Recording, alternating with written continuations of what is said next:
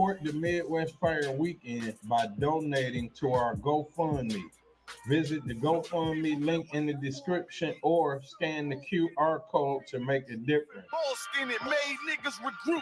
Had to shed light on the false image. UPK whole court. Now who the fuck won scrimmage to? We're getting ready to have a Midwest Fire Weekend.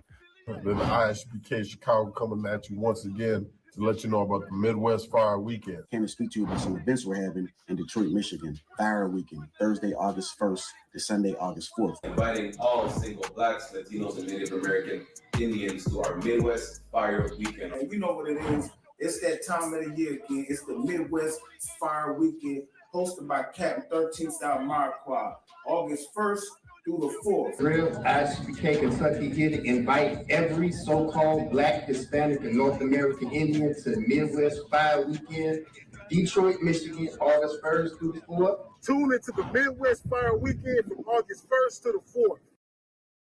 Don't miss out on this incredible event. Join us for the Midwest Fire Weekend from August the 1st to the 4th. Visit www.isupk.com or scan the QR code for more information.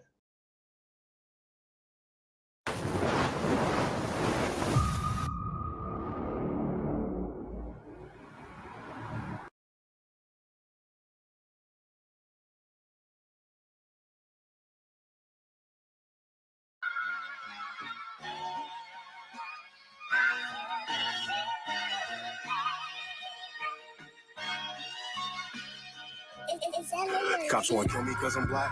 Ops wanna drill me cause I'm black. Can't get no job cause I'm black. She wanna fuck me cause I'm black. My dad don't like me cause I'm black. But she Hispanic, so she black. Ain't got no time for none of that. Bitch, I'm a Jude, so I'm black. Cops wanna kill me cause I'm black. Ops wanna drill me cause I'm black. Can't get no job cause I'm black. She wanna fuck me cause I'm black. My dad don't like me cause I'm black.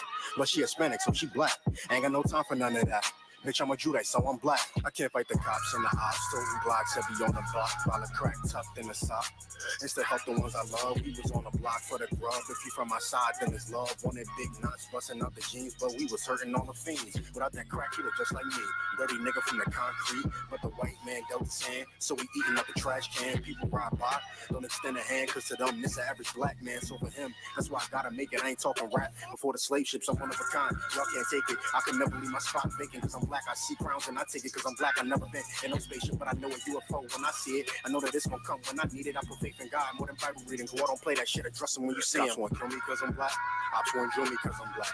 Can't get no job cause I'm black. She wanna fuck me cause I'm black. My dad don't like me cause I'm black. But she Hispanic, so she black.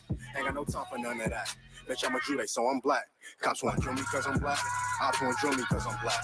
Can't get no job cause I'm black. She wanna fuck me cause I'm black. My dad don't like me cause I'm black. But she Hispanic, so she black. Ain't got no time for none of that. Bitch, I'm a Jude, so I'm black. Learn to flip pennies cause I'm black. Know about semis cause I'm black. Yeah, in the hood, we was strapped 10 toes down. We wear sacks. Substitute Israelite with black. Y'all inviting you out to the Midwest Fire Weekend. All right, 1, 2, 3, 5, 5, black and Make sure you come out. All right, it's going down August 1st all the way to the 4th. You understand? Tons of fun, tons of food, tons of everything, man. Something you don't want to miss. Midwest Fire Weekend, Detroit, Michigan. Shalom. This is going down for the Midwest Fire Weekend. Midwest Fire Weekend is going down.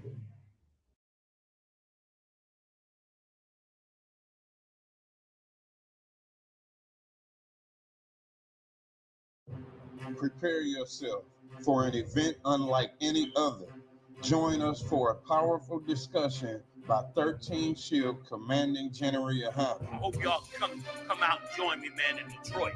I'm doing a lecture on demons, on us having a demon, on us identifying demons, and us fighting demons. On August the 2nd, from 7 p.m. to 9 p.m., experience a real conversation on demons.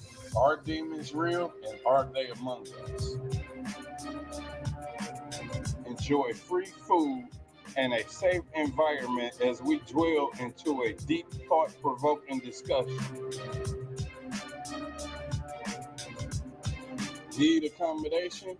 We partner with local hotels to provide special rates for attendees. Book now and stay close to all the action.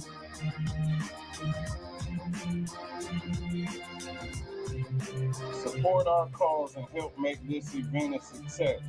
Visit our GoFundMe page to donate.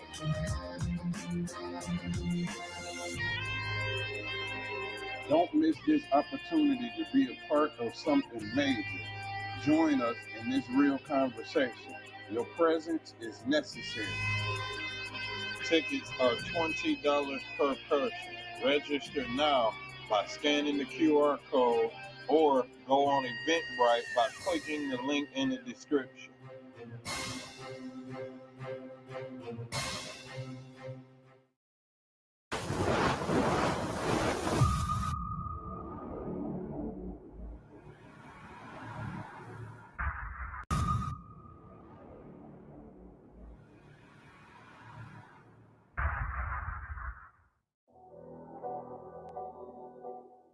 Hold up, man.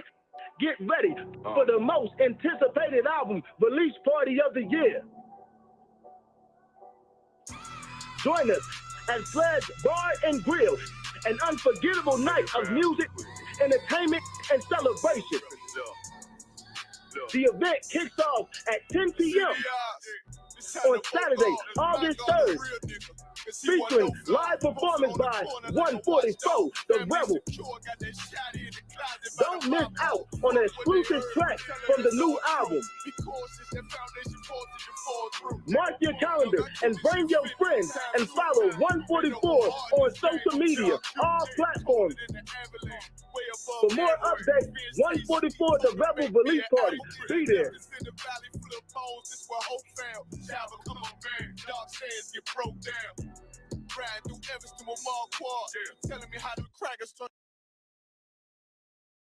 Class, y'all. I'm gonna hold it down until Jennifer Hyman gets here.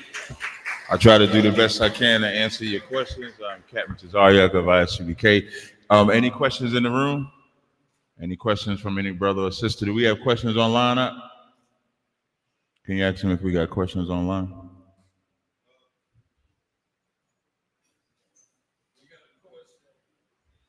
All right.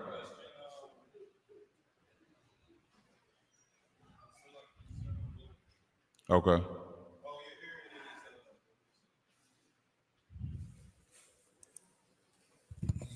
We got a question from Officer Nawanya Allah, Shalom Yahbashem Yah Shabarakatah.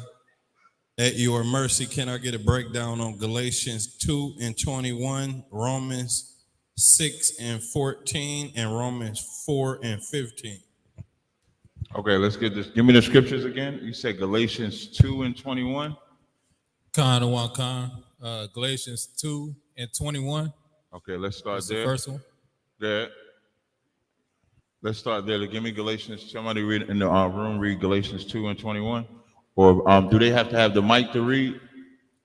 Okay, so maybe you grab it then. If you can grab Galatians 2 and 21. Now, do they have a separate mic for anybody in the audience that has a question? Okay. So somebody like Shamar. Who's on Shamar? You on Shamar? Okay, well, just give the mic. Yaradon, you hold the mic, and then if brother wants to ask a question or answer, you can just hand it to him like that. All right, that's right. So whoever asks Galatians 2 and 21, they can read it. This is the book of Galatians, chapter 2 and verse 21. I do not frustrate the grace of God. Mm-hmm. For if righteousness... read a verse, start at verse 19. This is the book of Galatians, chapter 2 and verse 19. For I through the law am dead to the law, that I might live unto God. Who knows what that part means when it says, for I through the law am dead to the law, that I might live? Young man in the back. Yes, sir. So before I died, if we sinned, get killed. Got to hold the mic a little. It's lucky. Yeah. This is just saying that. Yeah, it's lucky. You're saying what? That's it. That's it said. So it's saying yeah. That's all you got. That's fine if that's all you got. Anybody else want to answer?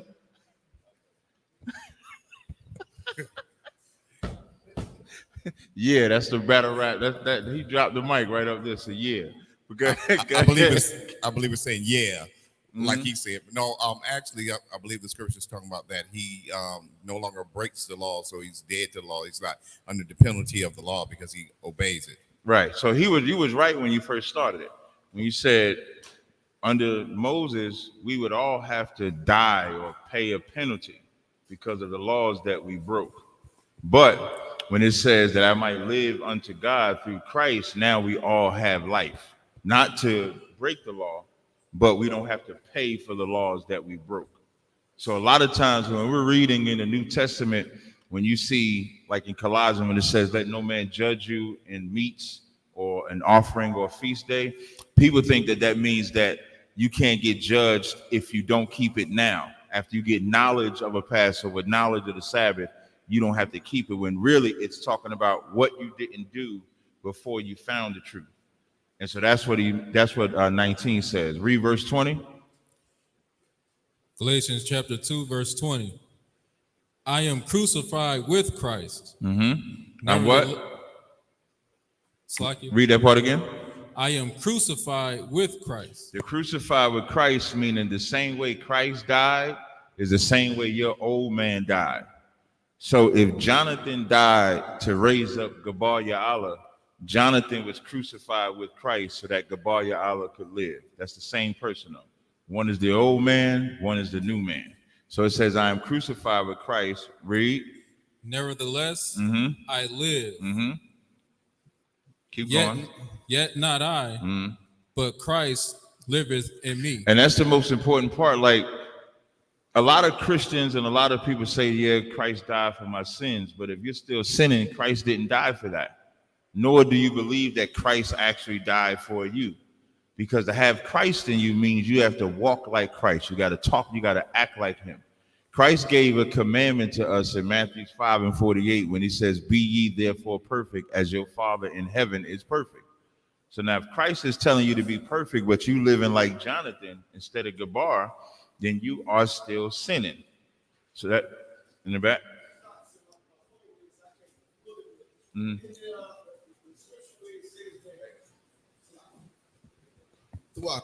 But in the scripture they say that the sacrifice was only for one time. Yeah. Hebrews 10:26 says, if you sin willfully after you have been after the sacrifice, there remaineth no more sacrifice for sins. So if you, whatever sins you transgress, you come into the truth. When you sin again, Christ didn't die for that. So now you get punished. Now the precept for that of the punishment is Hebrews 10:26. And also in Revelations, I think it's 1:18, when it says Christ has the keys to hell and death.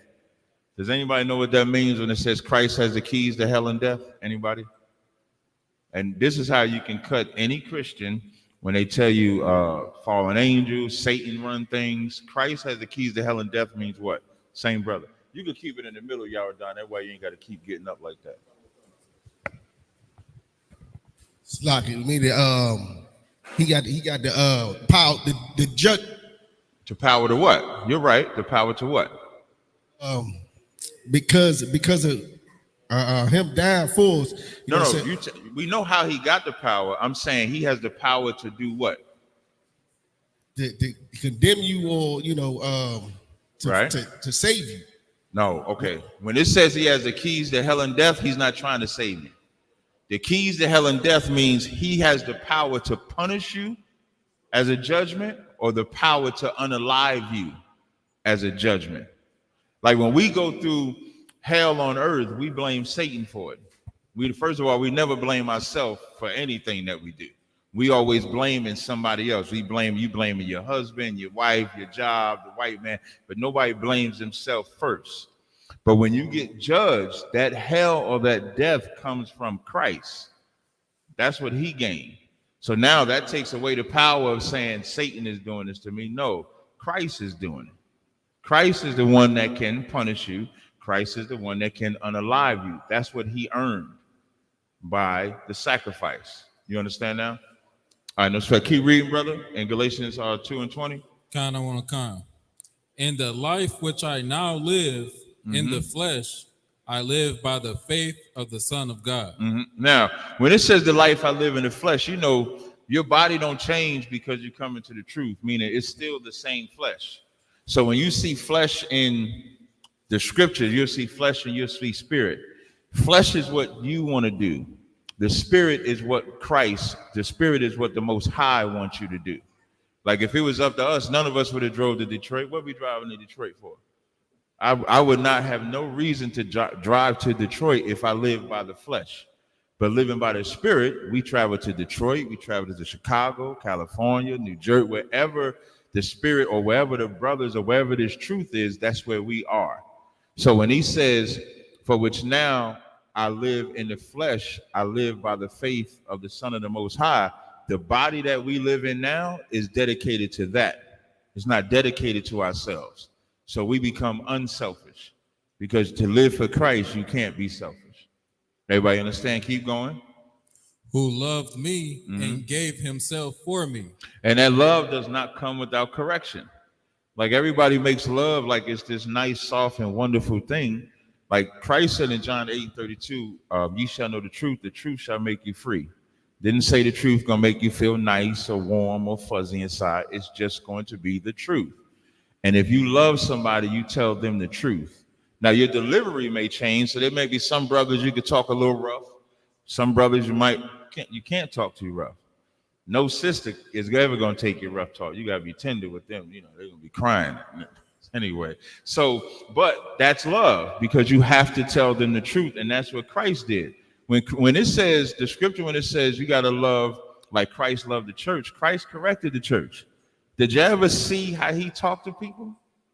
Christ would check the disciples. Every time he had to break a parable down, he was like, how long do I got to break this parable down to y'all? When are y'all going to understand what I'm saying? I'm speaking to them in parables. Y'all supposed to understand the parable. When his mother Mary came for the water and the wine, he said, woman, what have I to do with thee? That's how Christ spoke. So it's not about being timid and soft and stuff like that. It's about being a man. And in 2024, especially for us, a black man being strong is scarce. You don't even see it. When you're looking outside on the street, it's so many effeminate brothers because they're acting like the mothers that raised them because the father was not there. All right, read the next verse. Verse 21. I do not frustrate the grace of God. Now, what does that mean? I do not frustrate the grace of God. That's important. Because you can, okay, how do you frustrate the grace of God? Both of them are going to answer the question. Anybody know? Nope. Go ahead.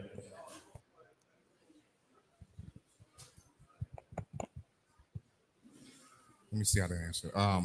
To frustrate, the spirit is talking about. I don't know what word I should use. Not to take advantage of it. I guess I could say. Okay, how do you not take advantage of it? Meaning, I don't test grace. I just meaning like everything you're saying is right, but remember, as officers and teachers, right? Yeah. You got to be able to make this plain. So if we read this text and it says, I do not frustrate the grace of God, how would you explain that to somebody that does not understand what that means? Ryan? Well, it's like the young brother had his hand up. Let's see what he's going to say this time. Slug it, sir. Is it going back to that one scripture we quoted a moment ago where it says, damn, slug it, sir. Basically, it's saying, oh yeah, sinning willfully. That one, yeah. Yeah, that would frustrate. Give him a hand. He answered it this time. I thought he was about to pass the mic when he said, damn. I thought he was going to pass the mic. But that's correct. Like when you sinning under grace, you are frustrating the grace of God. Because the Christian church tells you God loves the sinner, he hates the sin. So no Christian tries to stop sinning. Not one Christian. Every Christian frustrates the grace of God because they sin. Grace, just like I always use the most simplistic example. In New Jersey, they call it PSE&G. That's the gas. That's a gas and electric company. What do they call it out here? What's the name? In Detroit, what do they call it out here? DTE. Okay, so DTE, you got a bill. Your DTE bill is $700. You call DTE and say, I can't pay it on what's today, the 1st? I can't pay it on the 1st. I can pay it by the 13th. And so DTE gives you a grace period. So from now to the 13th, you got to get that money up. How would you frustrate it? By doing everything to not raise that money. So that when the 13th comes and you call DTE, they're going to be like, well, I done gave you the extension. I done gave you the grace period to get right. So it's the same thing when the Lord gave us this grace period. So why would you take this opportunity to not change yourself when really it's for you? Like changing yourself doesn't help the Most High. He's the Most High. It doesn't help Christ. Christ got his seat. But as we endure hell, and the biggest question we always ask, like they got this presidential campaign, who's better, Trump or Kamala Harris? Neither one of them are better. But we frustrating the grace of God trying to force us to pick a side when you actually don't have to pick a side. You don't have to vote for Trump. You don't. I mean, Kamala had Megan Thee Stallion twerking. They twerking for votes now. How shameful could that be? If you're a Democrat, like I don't vote, I'm not a Democrat or Republican, but if I was a Democrat and this woman who you say is a black woman, which is not a black woman, and the best way she can get you to vote is to present Megan Thee Stallion to dance and twerk in front of all them white folk and politicians. And she's gonna be the one to fix black people. And then you got Trump on the other side with the whole black jobs. The only reason I ain't talking about the black journalist thing, because I know Jennifer Hyman is.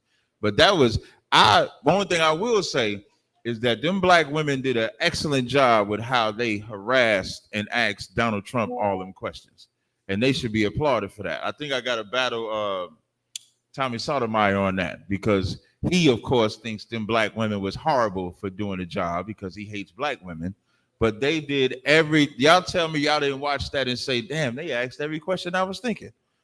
But I know that's what I did. And put him on the hot seat with the black jobs, even with the Sonia Massey, because he wants to give police total immunity.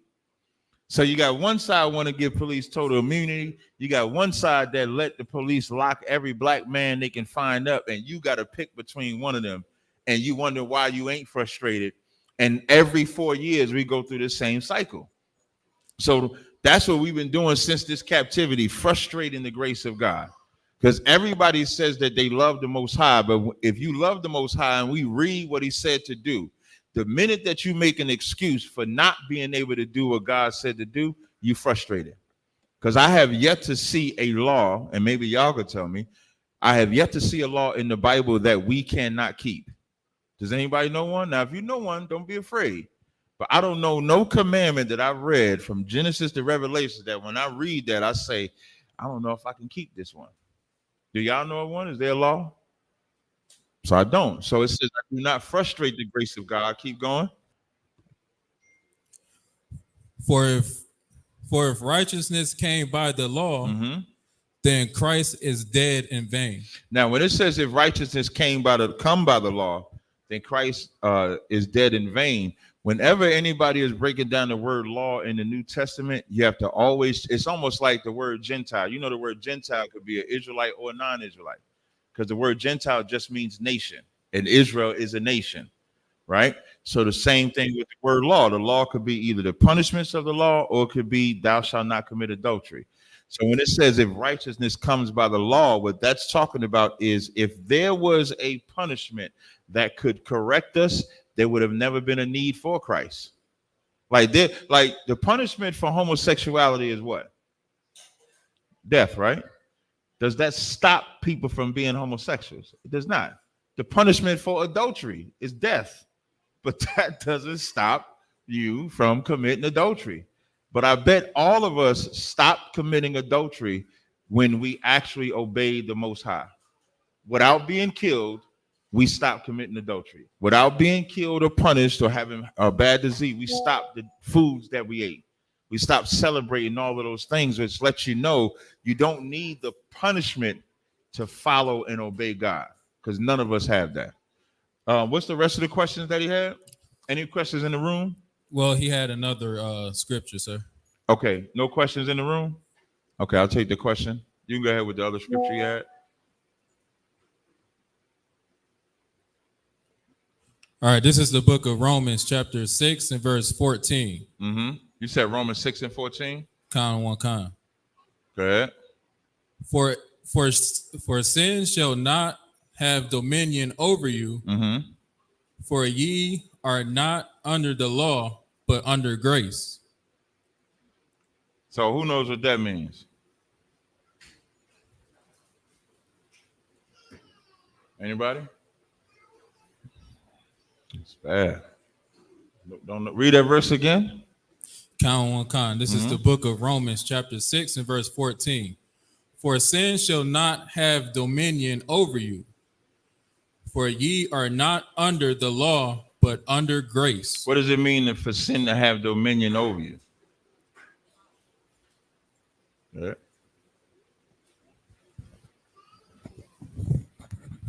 Is it saying that like there's no Levitical priesthood to kind of enforce? No, well, the first part just says, for sin shall have no dominion over you. So what does that part mean? To make it simpler, what does dominion mean? Rule. Yeah, like what rules? What is in charge of you, right? So when it says dominion, which I was just gonna look it up, sovereignty or control. So it's saying sin shall not have control over you. Y'all ever heard Creflo Dollar say even keeping the 10 commandments is a sin? He said keeping the commandments is a sin, even the big 10. So now he just made sin have dominion over you. Because if keeping the commandments is a sin, then what does that tell you to do? To not keep the commandments. And so now sin has dominion over you. So now what Paul is saying is, for sin shall not have dominion over you, because it's not supposed to.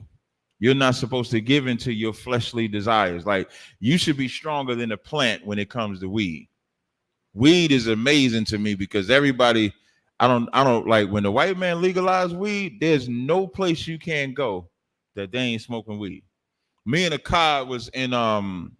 car just last week was at the 85 South show. We at the Prudential Center in Newark, New Jersey. It started out, we sitting down there, everybody just chilling. And the next thing you know, all you're doing is just smelling aroma. I mean, and it's so strong. I'm just praying I don't get high because all the weed smoke that's just floating around. Because now that they done opened it up, that's dominion. You want to say something? I guess, sir, it done got so bad. People done forgot they decorum. Like they literally smoking on elevators. I can't even get on an elevator. Yeah, you can't go nowhere. Having to close my nose. Yeah, and it's such an offense. Like, they don't think about those that don't want to smoke, because that's what it means when something has dominion over you. We did an interview in Atlanta. I think it was Ugly Money, right? So as we doing the interview, the host of the interview, we all in the room. So as we're in the room, the host begins to roll up. So he rolling up. I said, "Hey, brother, do you got to smoke while we're doing the live stream?" I said it just like that. He said, "Man, you saying I can't smoke?" I said, "Nah, not. Can you just not smoke while we're doing the live stream?" He said, "Well, can I smoke beforehand?" I said, "Sure." And that brother went and smoked the whole thing before we did the interview. Like, he had to get high. That's dominion. To where he couldn't even sit there and conduct. And the interview was only an hour. I think it was in there like an hour, maybe 90 minutes. So for 90 minutes, he could not be sober. That's what it means to have sin having dominion. When you can't even function. You know, weed heads will tell you everything. Everything is better when you get high. You get high yet? Then you don't understand nothing. You don't even understand the Bible till you get high. You don't understand nothing. That's dominion. And that's what Paul is saying. Paul is trying to teach us back then and now to not let your lust have dominion over you. And it's very easy to avoid it. Read after dominion over you. For ye are not under the law, but under grace. And we already broke down what law and grace is. And what a lot of people also don't understand is under grace, it's much worse than under the law. Because under the law, they would have the option to bring a sacrifice to the priest, right? So under the law, you could bring a sacrifice to the priest. You can make your penance to the priest. You can do all of that, and then you would be forgiven under Moses. What priest can you go to now to get forgiven? What sacrifice can you give now? There isn't a sacrifice that you can give. That's what makes Hebrews 10. Let's read Hebrews 10 and 26. Go to Hebrews 10 and 26. Not the brother at the computer, but if somebody can grab Hebrews 10 and 26 real fast.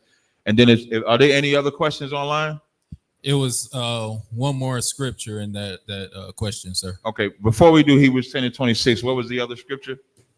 Romans 4 and 15. Let's read Romans 4 and 15. This is the book of Romans chapter 4 and verse 15. Because the law worketh wrath, for where no law is, there start is. at verse 13. You said 13? Yeah, Romans 4 and 13. This is the book of Romans chapter 4 and verse 13. For the promise that he shall be the heir of the world was not to Abraham, but to his seed. No, it said it was not to Abraham. Read after that. Or to his seed. Through the law, but through the righteousness of faith. That's also important. Like if the promise, and you read this in Galatians as well, if the promise was through the law, we would never be able to get Christ. We wouldn't even have a New Testament at all. So what he's saying is that the promise of Christ coming to redeem the children of Israel and the seed of Israel was not through the law. It was not. It was not through us keeping the law or breaking the law, but it was through the righteousness of faith. What was Abraham's faith? Who knows what Abraham's faith was? Anybody know? Anybody got an example? Want to give it a shot? Let's look at it. Him sacrificing his, or being obedient to sacrifice his son Isaac. That was the end. So you're right. But what was the first faith Abraham had? To pretty much leave his family and follow. Not pretty much. That's what he did. Like the first faith Abraham had was he left his family to go serve a God that he could not see, which in today's time, that's normal. It's normal to believe in a God that you can't see. But now you got to put yourself in that time where every God had an image or idol to it, whether it was the sun, the moon, the stars, whether it's wood, silver, gold. Nobody did not have a God that you couldn't go in some room, look at, know their history. And so now Abraham leaves all of that to go serve a God. And they say, Abraham, who are you talking to? And when he's talking to them, he's talking to himself. But to him, he's communicating with the Most High. So when this says that faith, that is strange at that time. Just like all of you are strange in your time. You sisters that be married to a brother in this truth, and they say, well, where he at? He out teaching, he out doing this, or he traveling, and you still stay with him? That's strange, because y'all shouldn't be with your man like that. If your man is out there traveling and doing the work of the Lord, the world will tell you, what is the work of the Lord? He should be in the church on Sunday if that's the work of the Lord, because what we doing can't be the work of the Lord.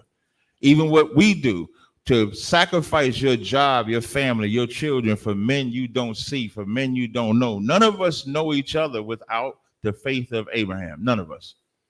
I don't know not near a person. There's not one brother that I grew up with that's in this truth.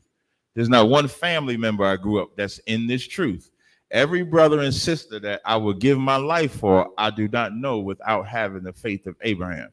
That's the importance of faith over the law. The faith is what makes you keep the law, not knowing the law. You know, when you go to them Christians and say we ain't supposed to eat pork, don't they know that it say that in the law?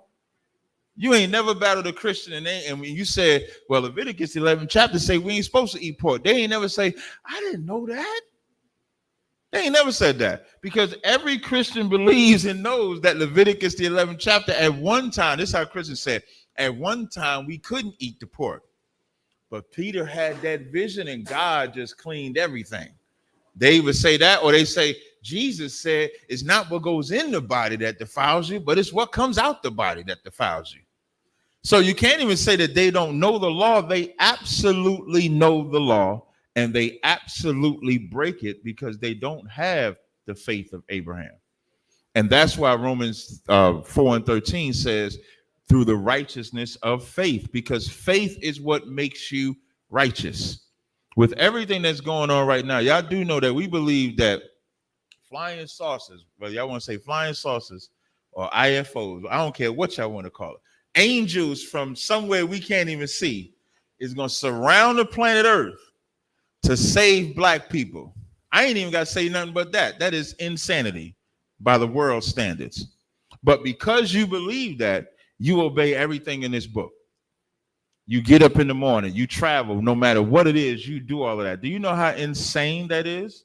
And I have to back every time I go on the street, yeah, y'all believe 200 million black angels is coming. And I got to say yes every time. And I believe it. Now I get ridiculed. That's crazy, Cap. You crazy. You too smart to be doing all of that. That's what I got to hear. Now that's Abraham in his time.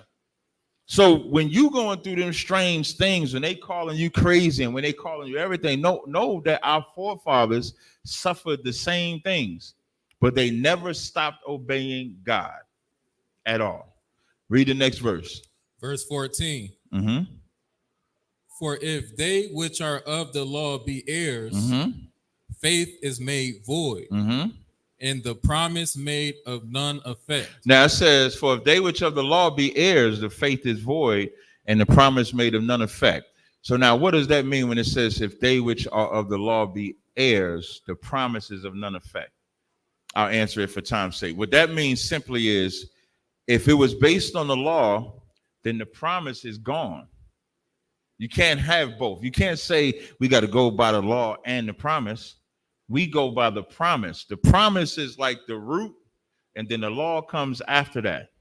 And it's, I would say like this: it's the faith, the promise, and then the law. The faith Abraham had got him the promise. We receive the law, and we keep it based on those three, or based on that criteria.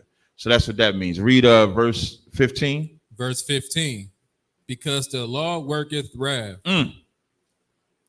For where no law is, there is no transgression. It says, for the law worketh wrath. What does that mean? The law worketh wrath. Who's going to give that a shot? Nobody want to give that a shot? Y'all know what the wrath is? Oh, in the back, brother, in the back. So the consequences and repercussions of breaking the law. Yeah, that's the wrath. When you got to go out there and get stoned, and they all standing out there stoning you. When you got to get punished, when you got to give that sacrifice, that's the wrath that it's talking about. So it says, for because the law worketh wrath, it says, for where there no law is, there is no transgression. Now that part is punishing somebody where there is no law for what that you can substantiate for what they're doing. So if there ain't no law, there ain't no transgression. Y'all familiar with that, right? Now, but the first part, when it says the law worketh wrath, when you out there punishing people, condemning people, not allowing them to come back, that's the wrath. Because that brother could want to come back. That sister could want to repent. And you telling them, no, you can't repent. You can't come back. That's the wrath that it's talking about. All right. I think that's the last scripture you had, right? Con. Is there any other questions? Any questions in the room? Any questions online? There's another question. Okay. It says, Trump wants police to have immunity. If so, would England follow suit? And would the GMP, England police, brutalize other heathens more freely besides us? Who knows the answer to that question? So his question is Trump wants the cops to have immunity, and he's asking if America does it, will England follow? And if England follows, will they punish heathens or will they just punish us? Who knows the answer to the question? Nobody? You want to give it a shot? Go ahead.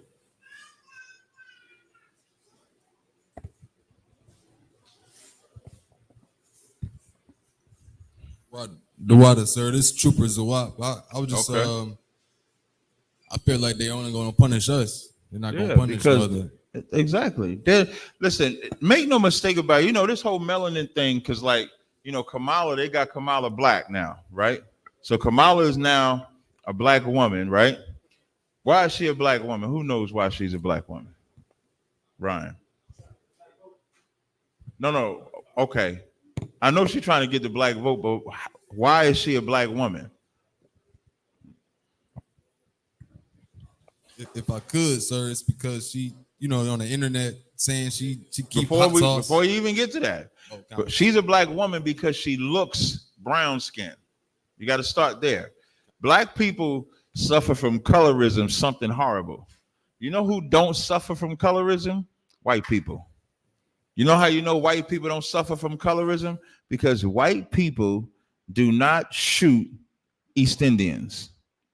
Like Kamala Harris is East Indian and white, right? White people don't harass East Indians. They got melanated skin. Y'all see them in them Dunkin' Donuts and stuff like that. They got brown skin.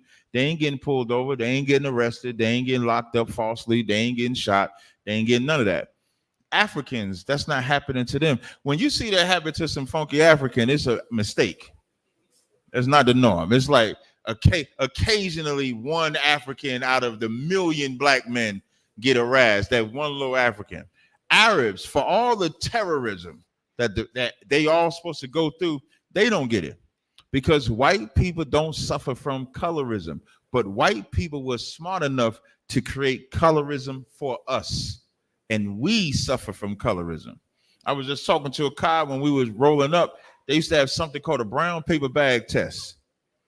Especially in the 1900s, they used to take that brown paper, and if you was darker than that brown paper, you couldn't come in. You couldn't get a certain job because of a piece of brown paper that made your skin. So now Kamala Harris comes in and she got brown skin. She went to college. Didn't she go to college? She went to a black college, didn't she? Howard University. Didn't she pledge too? So if a black man go to Harvard and pledge in a white university, is he white now? That's how much we sell our blackness. We sell our blackness for nothing. Like we don't put no value in blackness. So to answer the question, they're never gonna not police us. And you can make it about your complexion. You can make it about skin tone. It's never about skin tone from their lens. This is Jacob and Esau. And Esau has angels with him. Who knows why I say angels? Anybody? That's in Revelations, the 12th chapter, when it says Michael fought with his angel against Satan and his angels. The angels are the other powers that join themselves with Esau. So when they come over here to America, the Vietnamese, the Palestinians, the East Indians, the Africans, all the nations that I've named, who do they also hate? Black people. You don't see Africans hating East Indians either. You don't see Palestinians hating East Indians either. You don't see the races hating other people for races because they are that race. But every race collectively talks and hates us and says the exact same things. We're lazy, we're criminals, we're murderers, we're thieves, we're all those things. That's Psalms, the 83rd chapter. When they start naming those nations and say they are Confederate, because the brother grabbed the pen, read Psalms 83. And now for those in the school, we say these prayers all the time, especially on the Sabbath. Read Psalms 83 and you could read 5. I'm sorry, read 4. Psalm, you can read it, yep. We're in the book of Psalms, we're in the book of Psalms, chapter 83, and verse 5. Mm-hmm. For they have consulted together with one consent. Mm-hmm. They are confederate against thee. Mm-hmm. They are what? Confederate against thee. So when it says they consulted together with one consent, just look at how every race in America is a confederate against us, because that's what they did. When Vietnam War was over and they started letting all them Asians come over here, the white man said, man, we got the greatest commodity, black people. You're going to build them Chinese restaurants and stores, and they're going to patronize you.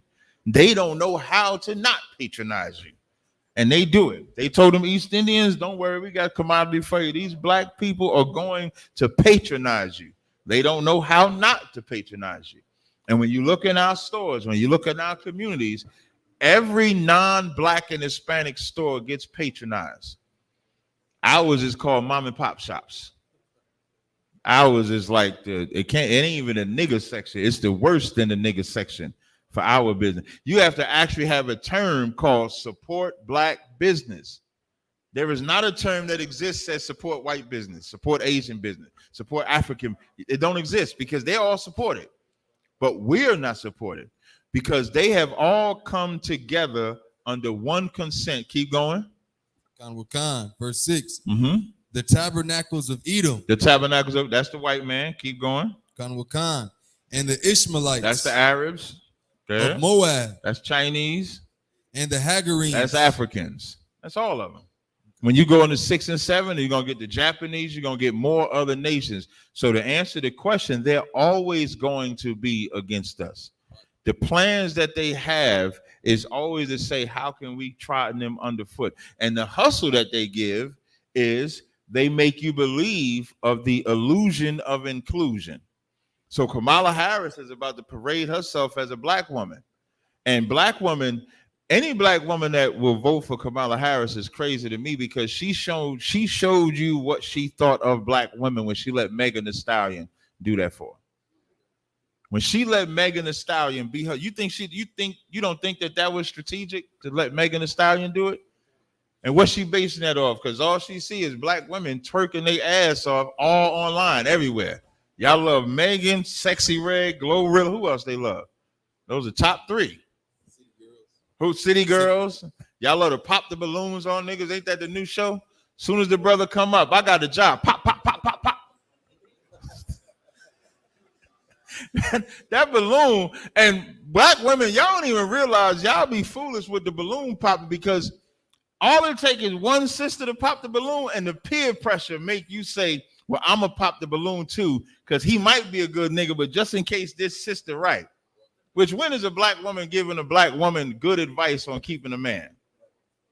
Now, for you good sisters in the school, I ain't talking about y'all because they in the back of their head. Cap, they always talk about we don't do that. I'm not talking about y'all good, beautiful sisters in the school. But in the world, I'll give you a story in the world, though. I remember I was watching this court show, right? So as I'm watching this court show, this sister is suing this brother. So she had a wedding. She hired the brother as a photographer for the wedding. He does a horrible job taking the pictures, right? And so she's suing him to get the money back. One of her witnesses is her best friend. Her best friend comes to testify. As she testifies, she brings up how he messed up her wedding too. And so now the judge says, well, if he messed up your wedding, why did you recommend him to your best friend? Because women hate women. So if my wedding messed up, I want her wedding messed up too. Because if somebody did, like, so let's say somebody make this chain. I'm gonna use the chain as let's say somebody make this chain. They make this chain horrible. I ain't gonna come to you and say, hey man, you should get Donald to make your chain. Unless I don't like it. Then I'm gonna say, hey, let Donald make your chain because Donald messed up my chain. So of course I'm thinking he gonna mess up your chain. But that's black women. So even with the balloon popping, that brother could be a good brother, got a job or got ambition, and you just pop, pop, pop, pop, pop. And that's what Kamala Harris thinks of us. That's the Confederacy. They know exactly how to appeal to your flesh. They do not know how to appeal to our spirit because they wasn't given the charge to appeal to our spirit. We were given the charge to appeal to our spirit. Just like white people were given the charge to appeal to their spirit. They don't give up country music. Country music is white, and you could be black in country music, but a black man or black woman is never going to be the face of country music, ever. But they will argue with you about Eminem being the face of hip hop. They will argue with you about that when that's supposed to be ours. That's our culture. But because they say Eminem can rap, which that's y'all opinion, that's not mine.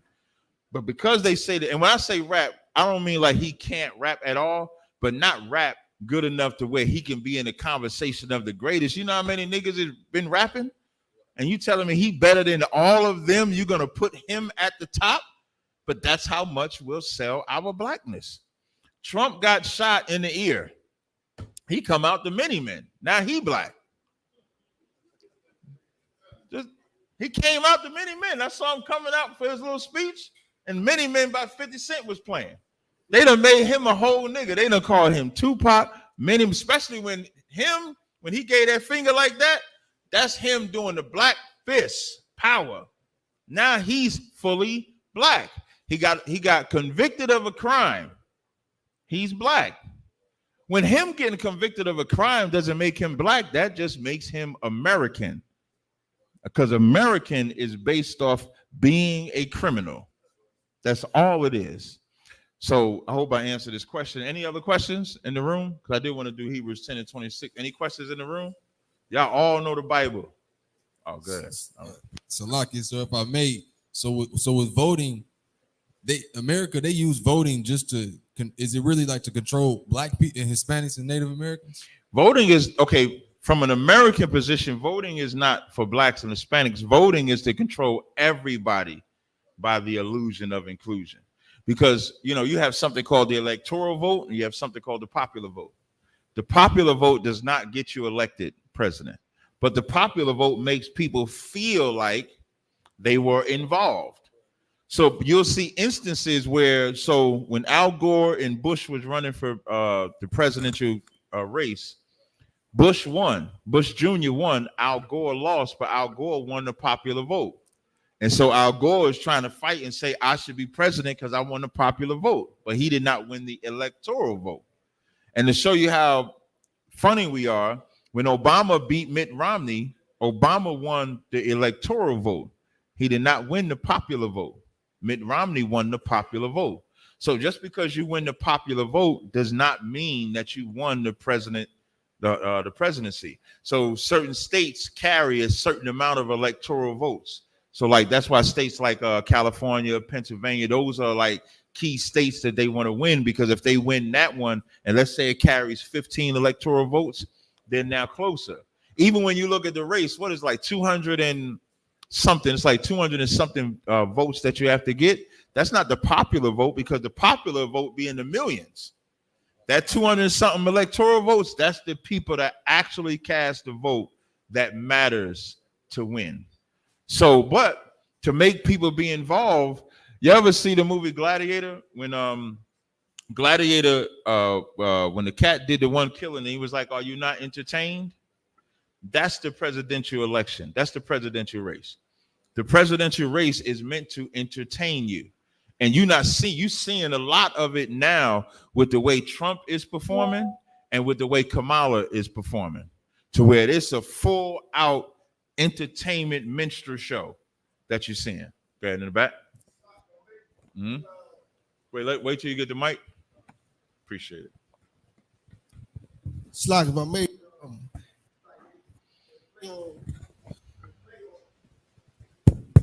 they play the feeling of missing out. It's like they go together. It's like an illness. Right. Mass hysteria of like, you know, somebody was playing the Mega Ball Lotto. Somebody who doesn't usually play the Lotto, they play the Lotto that time because of mass hysteria, because everybody else doing it. Voting is like the same thing. Right. Exactly. Houston has a question for us, and They just text me. They said they have a question. Is Houston there? Come on, come. We're here. We're sharing stream with you, sir. You said what? I didn't want to. We're sharing stream with you, sir. I didn't want to interrupt you. I was just trying to let you know that we had a question right after the. Okay, all right. So I'll finish this and then I'll get your question. All right. Come on, sir. So in that presidential race, to answer your question, it's about the hustle, and so they lied to white people too. Donald Trump said, "If y'all vote for me, you ain't gonna have to vote again." That's a lie. Well, because what he's trying to tell you is that this is the last voting for a president. He damn near saying, I'm going to sit in this seat forever. I'm not getting out. And that's a lie according to their own democracy. But everybody applauded him. Donald Trump said, I want police to have immunity. Everybody applauded him. And then Kamala come out there and say, they not like us. Everybody applauded him when she ain't like us. I just saw this post. That's funny.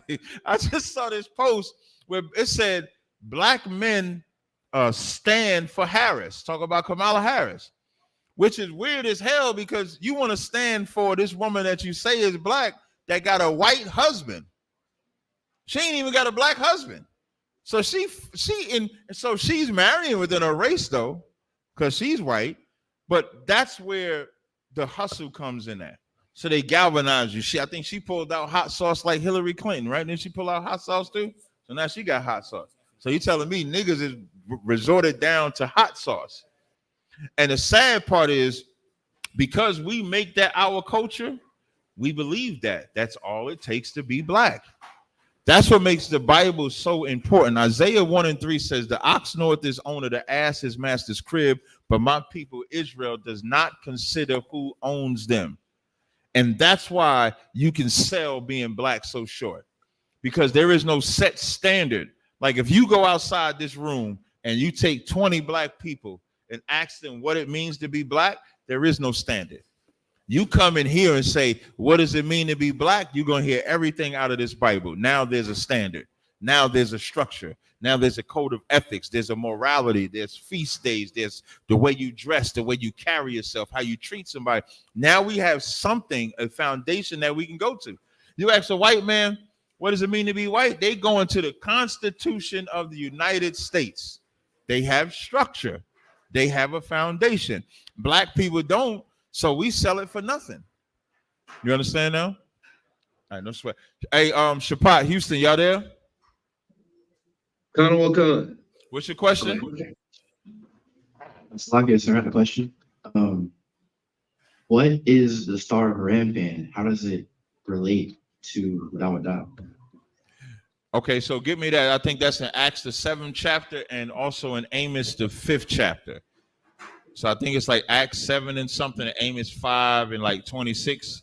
The brother's asking, what's the you said what's the difference of the Star of Remphan? Oh, sir. Okay, in comparison to what? The Dawah. You talk about the Shield of David? Oh, sir. Okay, no sweat. So let's get the Star of Remphan scripture. When you got it, you can read it. And then somebody else give me 2nd Ezra, the 10th chapter and the 20th verse. I believe it's the 20th verse. You'll see it say the greatest of all, the seal of Zion. That's in 2nd Ezra. Do you got the one in Acts? Acts 7:43, sir. Say again? Acts 7:43. Yeah, do you have it? If you have it, you can read it.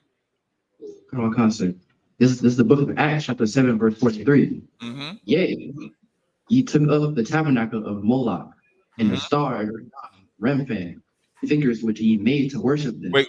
After it says tabernacle of Moloch, read after that. And the star of your god, Remphan. And the star of what? And the star of your god, Remphan.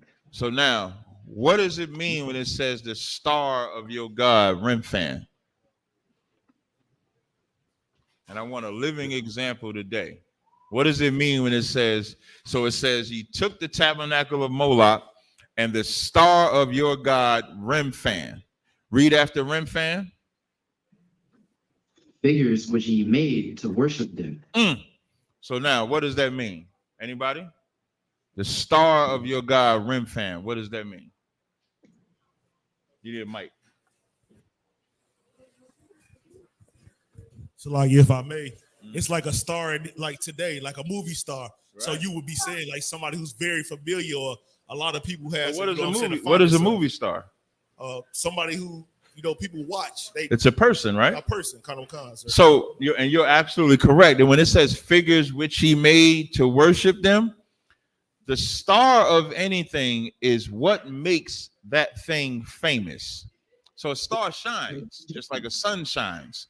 So what shined and made Remphan famous? The person that made Remphan.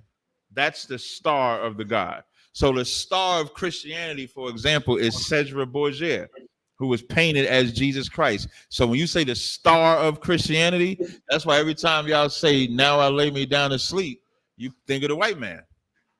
When y'all all came into the truth, y'all not going to tell me you found out Jesus was black and immediately took that white Jesus out your brain, because I didn't.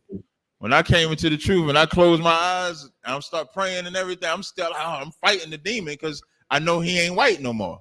But that's what's embedded in your brain. The star of weed, you can run the list down. Rick James was a star of weed. Lil Wayne, Redman. Why? Because they all make music to make weed famous. The reason why you like to smoke weed is because stars made weed famous. Without the star making weed famous, weed is just a plant that's used for medicine. Somebody grabbed that medicine, got real high off of that weed, and then now made it famous. Listen, crackheads make crack famous. They the stars of crack. They're stars. You can be a star of anything. Anything that somebody makes famous, you can be a star of. So when it says the star of your God, Remphan, the star is not this, because stars do not, actual stars in the sky do not have points. Stars in the sky are balls of gas. The Bible actually calls them the circle of stars. So before you read Second Ezra and the Apocrypha, get Wisdom of Solomon, the 13th chapter and the 2nd verse. So to answer your question directly, the difference between the star and Remphan and the shield of David is that the shield of David is just an ornament that we wear. Like if you wore a menorah, it's an ornament that we wear. To be specific, it's just David's name in Hebrew. So like how a cop wears a badge to represent the government that he works for, wearing this represents the government that we're under, which is David, which is the throne Christ sits on. The most simplistic way to explain it. So now who has Wisdom of Solomon 13:2? This is the book of Wisdom of Solomon, chapter 13 and verse 2. But deem neither fire or wind. I'm sorry, read verse 1, Salaki. Verse 1? Start at verse 1. This is the book of Wisdom of Solomon, chapter 13, verse 1. Surely vain are all men by nature, who are ignorant of God. Who are what? Ignorant of God. Now it says truly in vain because they are ignorant of God. And now this goes right back to what we was talking about earlier. Back then, they all had a physical image that they would worship. Even Baal. Y'all familiar with Baal? Y'all familiar with the god Baal? Who knows who Baal was? Anybody know who Baal was? Yeah, good.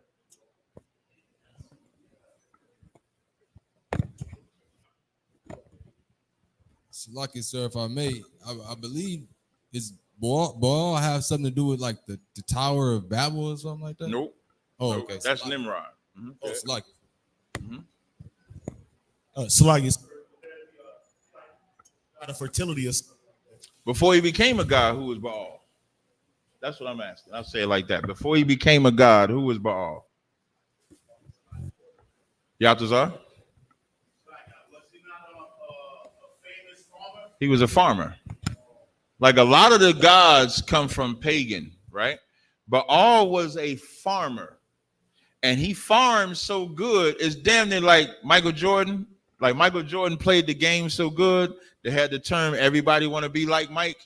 So Baal farmed so well, everybody wanted to farm like Baal.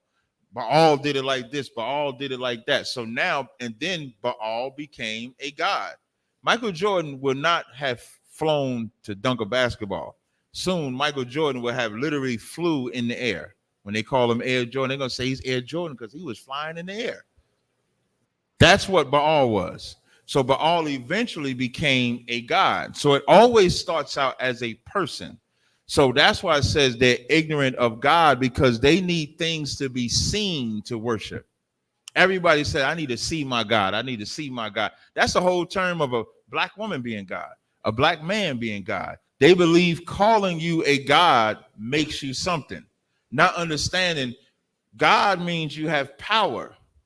And I've yet to see the black woman exude this power that she has, or a black man exude this power that he has to fix the condition that we're in. I've yet to see it. Keep reading. Con one con. And could not out of the good things that are seen know him that is. Now it says, but now, and then it says, could not out of the good things that are seen know him that is, because when you see the sun and the moon, we ain't supposed to look at that and be like, man, I'm gonna worship that sun. You see the sun went down and then it came back up.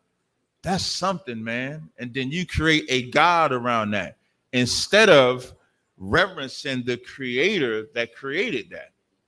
Like, that's what's supposed to get the glory. That's what's supposed to get the power, not the sun. The sun don't talk to you. The sun don't do nothing. Keep going. Con one con. Neither by considering the works did they acknowledge the work master. Keep reading the next verse. Verse 2. But deemed either fire. Deemed what? Deemed either fire. So now, this is what they deemed as gods. Fire, go ahead. Or wind. The wind, which you can't see, go ahead. Or the swift air. The swift air, which is the same as the wind, keep going. Or the circle of the stars. That's how you know stars don't look like this. Even in the Bible, this says the circle of the stars. Every circle is just a little sun. It's not as bright as the sun, but it's just a little sun. That's all it is. All right, now give me 2nd Ezra 10, and I think I want you to start at 22.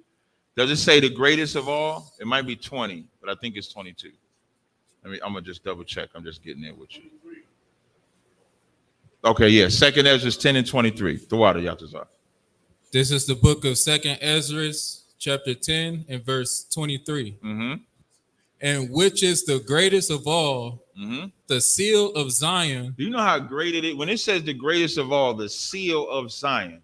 When anybody sees, have y'all ever noticed y'all interactions when y'all wear this? Not just, I ain't talking about around black people. I'm talking about around like Jewish people, white people, and stuff like that. And when they see you got that on, I had a slave. When I first came into the truth, I'm wearing my shield. And it wasn't even a big shield, it was a little shield. And so this Jewish lady, and they used to like me at the job when I first came into the truth. When I came into the truth, they ain't like me no more. So, like, I had won the president award, the vice president. I ain't win shit after that. So the Jewish lady, she coming in, she's like, oh, Tyree, I see you got the she said like Megan DeWeerd or something like that is what she said. So I'm like, no, this is the shield of David. So she says, oh, why are you wearing that? So I said, like, according to the Bible, the Jews are black. And she said, so what are you saying about me? I said, I'm not saying nothing about you. I'm just saying, according to the Bible, the Jews are black. Yeah, she never spoke to me again. She, one time we was walking in the store, in the office. She let the door close on me and everything. Wouldn't hold the door open. Now, at the time, I glorified it. I was like, yeah, I don't give a damn about that. But I was young. I wasn't supposed to really act like that at the time. I was young in the truth. I used to be young, but I like that. But that shield, that is the greatest honor because it's your banner. It's your flag. It's what you represent. It's not something that we worship. Ain't nobody bowing down to no damn shield.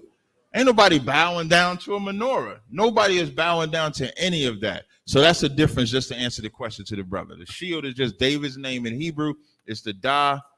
The two triangles intertwine. When you see it in circles sometimes, that's the Y that circles it. All right. I'll take the next question. Any questions in the room? Man, y'all know the Bible. Okay. All right. I'll take questions online. We got any questions online? Any questions online? Oh, okay. He's saying, if I may, sir, is keeping the Sabbath law, and if so, isn't it originally a day of rest for us? So is it breaking it when we keep camp or have service? I'm assuming. Hey, somebody get me in the Maccabees when Mattathias was fighting. It's like First Maccabees, I think the 3rd chapter, when they didn't want to fight on the Sabbath, they chose to die, because that's what this brother is, whoever that is that asked that question. Somebody grab that for me. Now, to give you a backdrop before I answer the question, what they're getting in the Maccabees, they were sacrificing swine in the temple. When Mattathias saw it, he unalived the priest that did it. And then he came outside of there and he said, all them that want to serve the Most High follow me. And they went up in the mountains and they had guerrilla warfare against the Greeks, and they beat the Greeks. And that's why we have what's called the Feast of Dedication, or Hanukkah, to this day. But during that, the enemies, because they knew of the law of the Sabbath, and so they knew that the Israelites would stop everything on the Sabbath because they're looking at it from the letter, they would attack the Israelites on the Sabbath. And the Israelites said, well, we ain't going to fight because it's the Sabbath, which is his question. Did anybody? Good. This is First Maccabees chapter 2 and verses 33. Read. And they said unto them, let that which ye have done hereto suffice. Come forth and do according to the commandment of the king. What verse you at?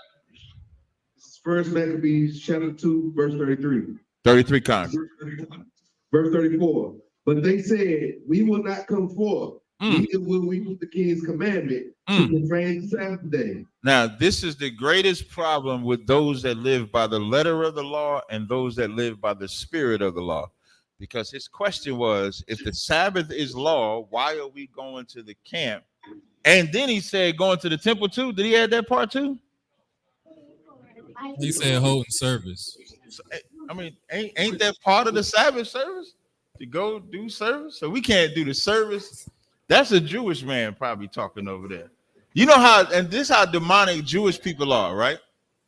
Jewish people will not turn the light switch on the Sabbath.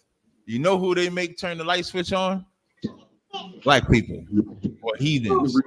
They actually use, and that's actually breaking the law. The Sabbath says, you shall do no servile work. So if I work for Yaradan on the Sabbath, Yaradan can't say, Cap, I need you to do this for me. If he tells me to do anything on the Sabbath, he's breaking the Sabbath. I'm not breaking the Sabbath. So when you at your slavery and that master is making you work, you're not breaking the Sabbath. Your master is breaking the Sabbath. That's a merchant's law or a master's law. That's not a servant's law. And so in the spirit of this, they say, we're not going to profane the Sabbath. We're not going to fight. Who's going to say something in the back, Shapat? That we reading? Oh, you got a precept? Read the precept. Book of Mark, chapter 2, verse 22. That's when Christ said? When he was talking about when they was picking corn in the field. Okay, you hold that. Okay, but stay there because I'm going to have you read that. But hold that after I read this, and then we'll go to that. Okay. All right? So now, when they decide not to fight, that's unlawful. That's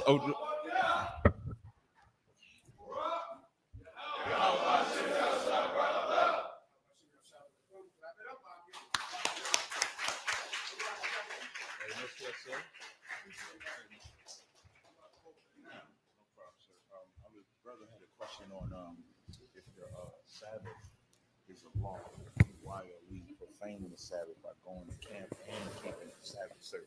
Perfect. You getting the precept, I'm sure, right?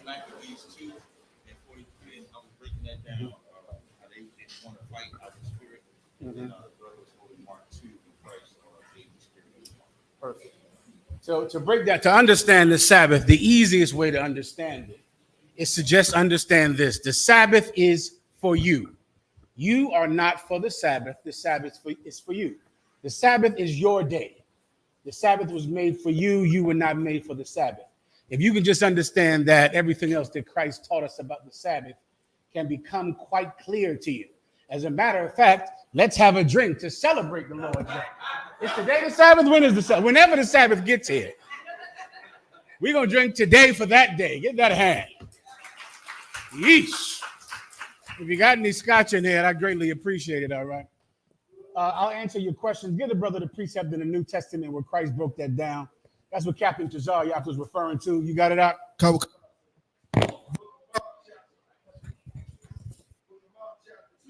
Verse 22. Where are we at again? Book of Mark, chapter 2, verse 22. For what? 23, Salakis. And it came to pass that he went through the courts on the Sabbath day. So this is our King Jesus Christ. He was out teaching, doing the work of the Most High God, just like you, just like your husband and sisters, just like your brothers. They were out on the Sabbath day and they were going through a cornfield. Keep going. And his disciples began as they went to pluck ears of corn. The disciples began to just, since they were walking through the cornfield, they begin to just pluck off ears of the corn to eat ears of corn. Keep going. Okay. Verse 24, and the Pharisees said unto him, behold. The who? The Pharisees. Listen, that is the key. That's another amazing fact. Over the years in my service under Commanding General Yohana, many fake Israelites have attempted to come to us and to try to challenge us for how we work on the Sabbath. We go to camp on the Sabbath. We have classes on the Sabbath. Many times throughout the years, they will say this, but what they don't know is that when they go into the Bible, the only people that did that were the enemies of Christ, the Sadducee and Pharisee. That is a classic point that the Pharisee always made, because the Pharisee, just like you, don't understand the Sabbath. You learn the Sabbath from our oppressor, man. You learn about the Sabbath day from Amalek, from our oppressor that wears a small hat and calls himself a Jew. You can't learn God's law from another nation. Keep going. Okay.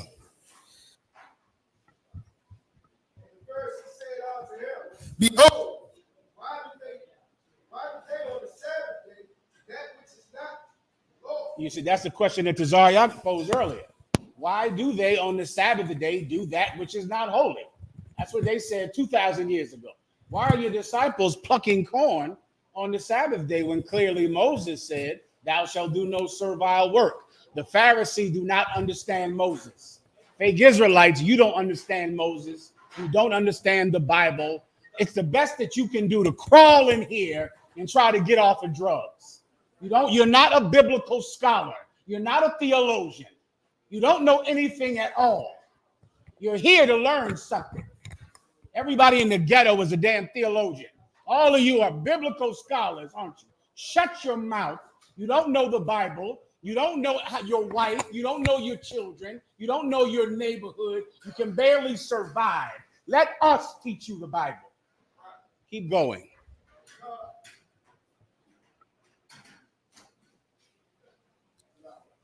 What's up, Kadash? You ready to rock?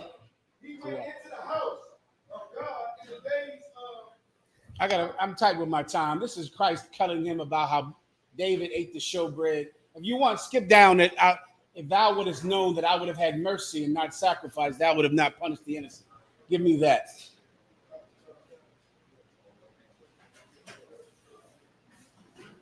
Or the Sabbath made for man, whatever that's the precept you need right there, all right? Verse 27. Go ahead.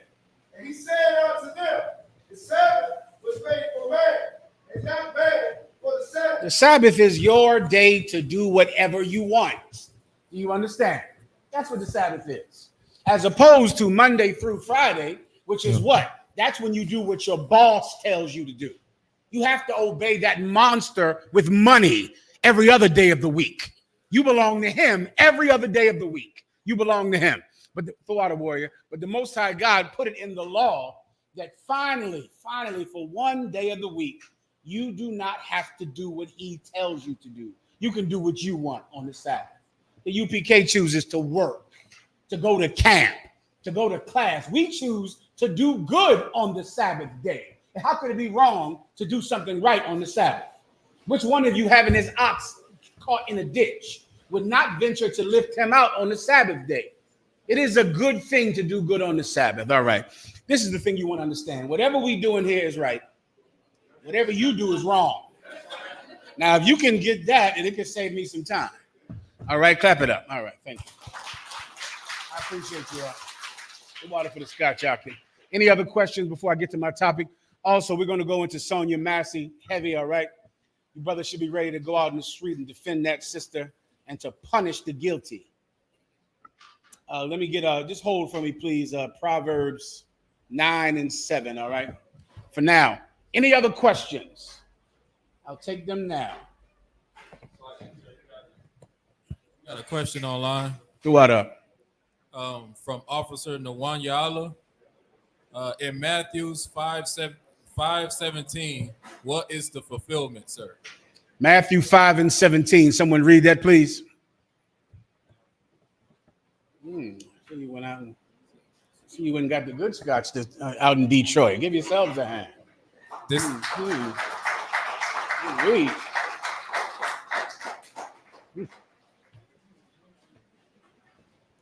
This is the book of Matthew, chapter 5, verse 17.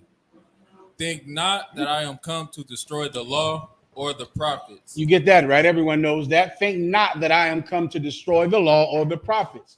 It's so heavy that Jesus Christ had to say that 2,000 years ago. So now here we are with most of the planet believing that Jesus Christ did away with the Old Testament and Jesus Christ did away with the law. And 2,000 years ago, he said what? Read it again. Think not that I am come. Think not. Think what? Think not. Think not. Do not think that I am what? That I have come to destroy the law. Jesus Christ did not come to get rid of thou shalt not lie, thou shalt not steal, thou shalt not murder. You think his job was to make this place a place where you could liberally murder, where you could liberally steal? Isn't that what's wrong with this place? The lack of law here, the lawlessness. Why do you think that sister was murdered? Because everyone believes that they have the right to do what their heart tells them to do. Even some monster in a badge. He believes his heart makes him afraid, makes him scared. He believes he's justified to carry out the will of his heart. You Christians are who push that throughout the planet Earth. That is not what Jesus Christ said. Jesus Christ said, think not that I am come to destroy the law or the prophets. What did the prophets say? The prophets prophesied that Israel would be saved, that Israel would be delivered, that the oppressors of Israel would pay for the rest of their lives. Jesus Christ didn't come to destroy that. He came to do what? Fulfill it. Read it.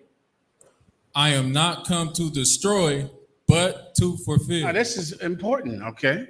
If he didn't come to destroy the law or the prophets, but he came to fulfill it, what does that mean? He came to fulfill the law and the prophets. So everything that the prophets said, Jesus Christ came to make sure it happened. Everything that the law said, Jesus Christ came to make sure it was done.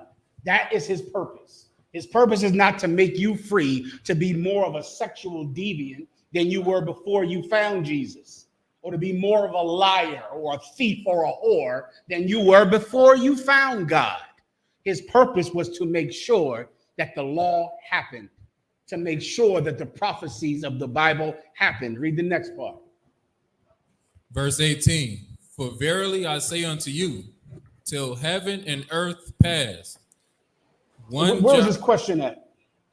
Is it coming up? It was verse 17. Are we in it right now? We read it before. Okay, so. I'm sorry. What was the question exactly? He said, what was the fulfillment?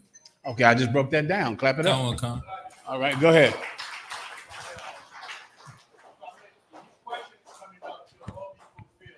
Say that again. Okay, go ahead and read that. This is verse 18. For verily I say unto you, till heaven and earth pass, One jot or one tittle? A jot is the cross of a T. A tittle is the dot of an I. So until heaven and earth pass, so imagine the earth is gone, the stars above are gone. Until all of these things are gone, not one cross of a T or one dot of an I, continue, shall in no wise pass from the law till all be fulfilled. shall all be what? Fulfilled. Now, I just broke down with fulfillment a few minutes ago. Nothing will change at all in the law until all happen. Everything in the Bible has to happen. Every last thing. That's the point. Have they happened? No. Nothing changes. They all have to happen. Now, you better realize what all is.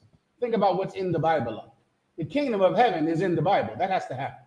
Everything in the Bible has to happen.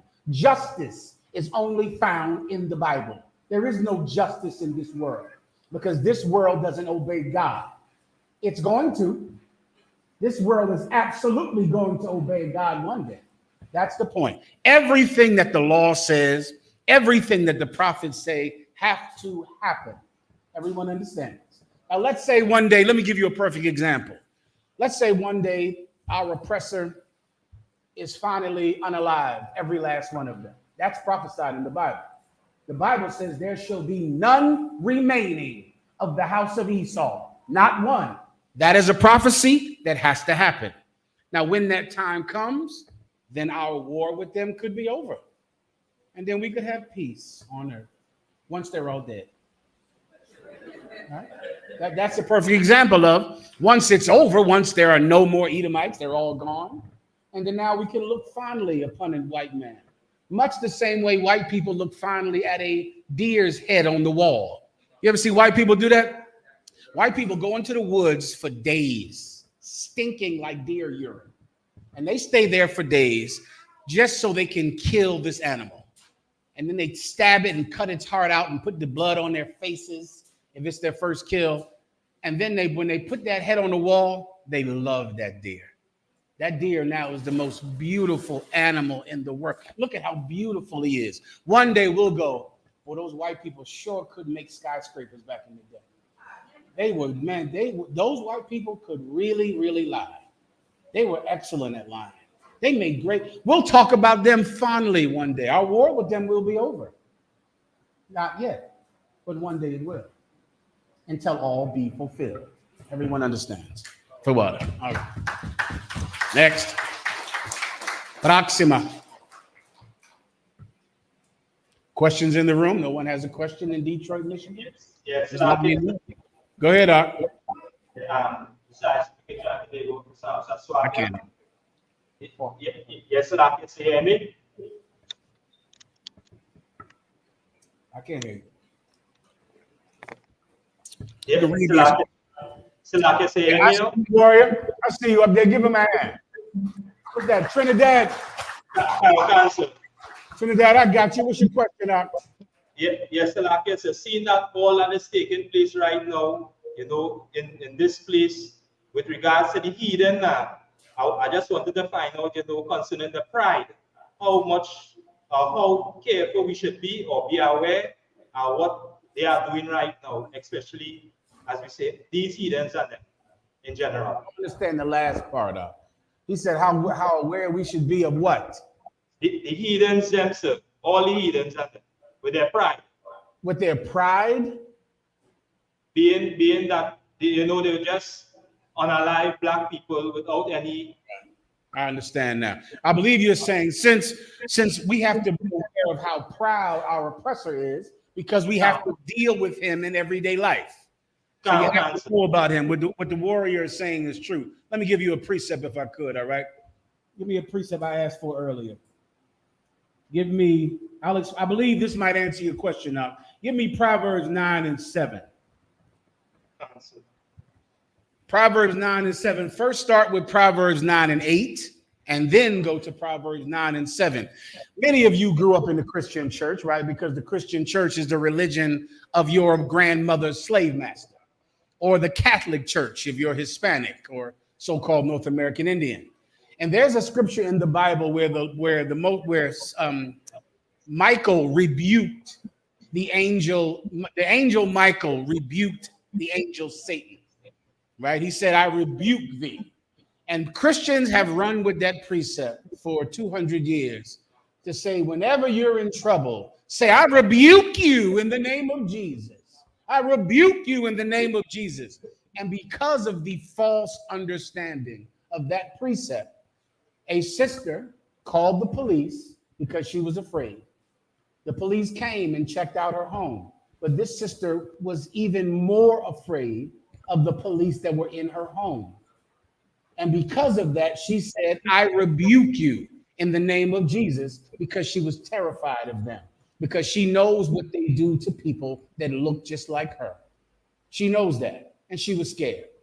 And because she was scared, she said, I rebuke you in the name of Jesus. And that piece of garbage murdered her because she said, I rebuke you in the name of Jesus. He was offended by it. He was insulted by it. If that sister was in the truth, we would have told her this about that wicked man. Read the precept. We're in the book of Proverbs, chapter 9 and verse 8. Reprove not a scorner. The Bible says not to reprove a scorner. You know what reproof is? Correction. If someone is an evil person, don't correct them. Let them stay on their path of destruction. Do not correct them. Do not reprove a scorner. The word, you brothers in the school, let me give you a hint, an inside hint that you might not know when you're young. When brothers are checking you for your bad behavior, they love you.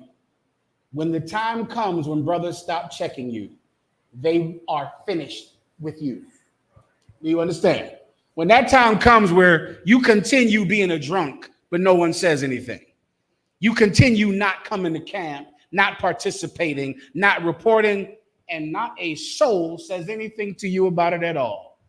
That means you have run out of mercy and they would like to be finished with this exercise. Do everyone understands? I'm just telling you so you could understand. When you're being corrected, that's love. That's them saying he has potential. There's hope in him, so I'm going to correct him. Then one day the correction stops. Don't think that you became better. You didn't. You're still a drunk. You still don't participate. You still don't make your check-ins. You still don't go to camp. But everyone knows that you're not worthy of correction anymore. The Bible says, reprove not a scorner. A scorner is someone who hates you. That's a scorner. If someone hates you, what are you doing correcting him?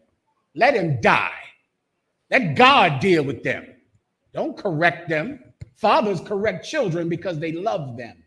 Don't correct someone that hates you. Read the next line. Lest he hate thee. Keep going.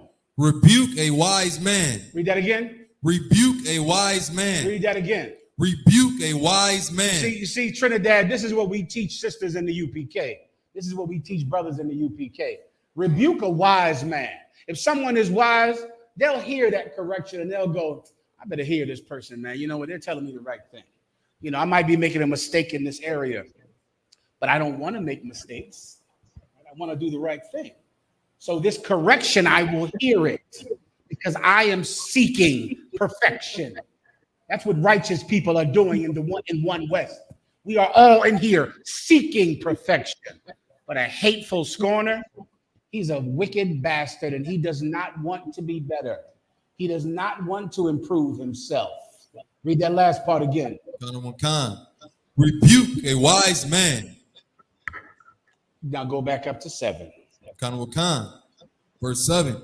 He that reproveth a scorner getteth to himself shame. When you try to rebuke a scorner, you're going to shame yourself. When you try to correct some evil bastard who hates you and wants a reason to hate you, if you try to correct them, you're going to be ashamed of doing it. Keep going. And he that rebuketh a wicked man getteth himself a blot. Read that again. And he that rebuketh a wicked man getteth himself a blot. Read it again. And he that rebuketh a wicked man getteth himself a blot. Yeah, this is what you should understand about our repressor. They are wicked. All of them. Every last one of them. They are a house built to house a demon. And when you try to correct them, they will hate you for it because they're wicked. You understand? That's what you have to learn. The only sad thing is that sister wasn't a daughter of Zion in the UPK because she'd be alive. Because she would understand that she cannot rebuke him because he is wicked. Everyone understands, and you absolutely should understand that about our oppressor. Everyone understands. Next. Salaki, sir, just to make a small announcement, the food is being served right now as we speak. All right, let's get it on. Okay, you ready to rock? Next, any more questions? Preguntas, próxima pregunta. Salaki, you got another question online. Go ahead, up. It says, Shalom, my question comes from Judges 13, 17 through 18. All right. Does the name of the angels being secret have anything to do with the source of Samson's strength, a secret of adversaries? You got to read that to me. I don't recall that. Go ahead. Khan. This is the book of Judges, chapter 13, verse 17. And it reads, And Manoah said unto the angel of the Lord, What is thy name, that when thy sayings come to pass, we may do thee honor? Verse 18. And the angel of the Lord said unto him, Why askest thou thus after my name, seeing it is secret? And he's asking, is the name being secret have to do with Samson? Is this where is this at? He's asking if it has to do with the source of Samson's strength. Is this in where the Samson story is? Khan. Okay, I still don't understand the question too hard up. If I can just break down what happened with Samson if you want. You gotta let me know. I don't quite get the question. Samson, the source of Samson's power was the fact that he kept the Nazirite oath. That was the source. Part of the Nazirite oath was not cutting his hair. So he did not want to tell that heathen that he was marrying that he should not have married. He did not want to tell her that he was keeping a Nazirite oath by not ever cutting his hair. He told her he cut his hair, he broke his oath, and then he was ashamed of what he'd done. And because he was ashamed of what he'd done, he was so guilty of it. That's why he lost his strength. Because he now was ashamed, like Adam was ashamed in the Garden of Eden.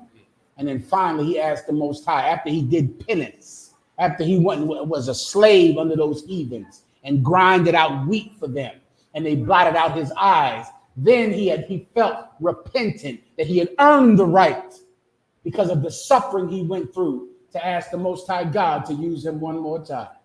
Sweet Lord, he did. The Most High used him one last time, brother. I pray you understand. That's the Samson breakdown. Next. Sister. We need the microphone. I'm sorry. Go ahead. Salak, if I may, I don't have a question pertaining to a specific Bible verse, Mhm. but I wanted to know how you would advise a new brother or sister that's dealing with adversities when trying to come into the truth from friends and family members. Okay, how would I advise a brother or a sister who is dealing with adversities? Give me a little more in general. Meaning a little like more. dealing Mhm. with or family members who are trying to, I guess, deter them from coming into the truth. How would you advise them on how to handle that? So the adversity is family members trying to stop them from coming into the truth. I absolutely understand. Give me Matthew, the 11th chapter. Matthew 11 and 48. All right. You need help serving out the food, brother? They having a problem back there? Why doesn't everyone just get up and rank and grab your grub if you want? It's up to you, of course. So, like, if I may, any sisters that was assigned to help, they need y'all in the back. And don't everybody get up at once. Let's go ahead. Let's get this food out of here in the next 5 minutes. I'm about to start counting. Hey, captains, get up and get your grub. Whoever's the captain, 5,000s, get your food. 1,000s to 50s, get your grub. Everybody, no one's hungry. You're good to go. No one's hungry, y'all. Throw the food away. No one wants any of it. Let's hurry the hell up and eat, please. Anyway, what was it? Let me get up Matthew 11. Go ahead up. Please, Matthew 11 and 45 to the sister's question.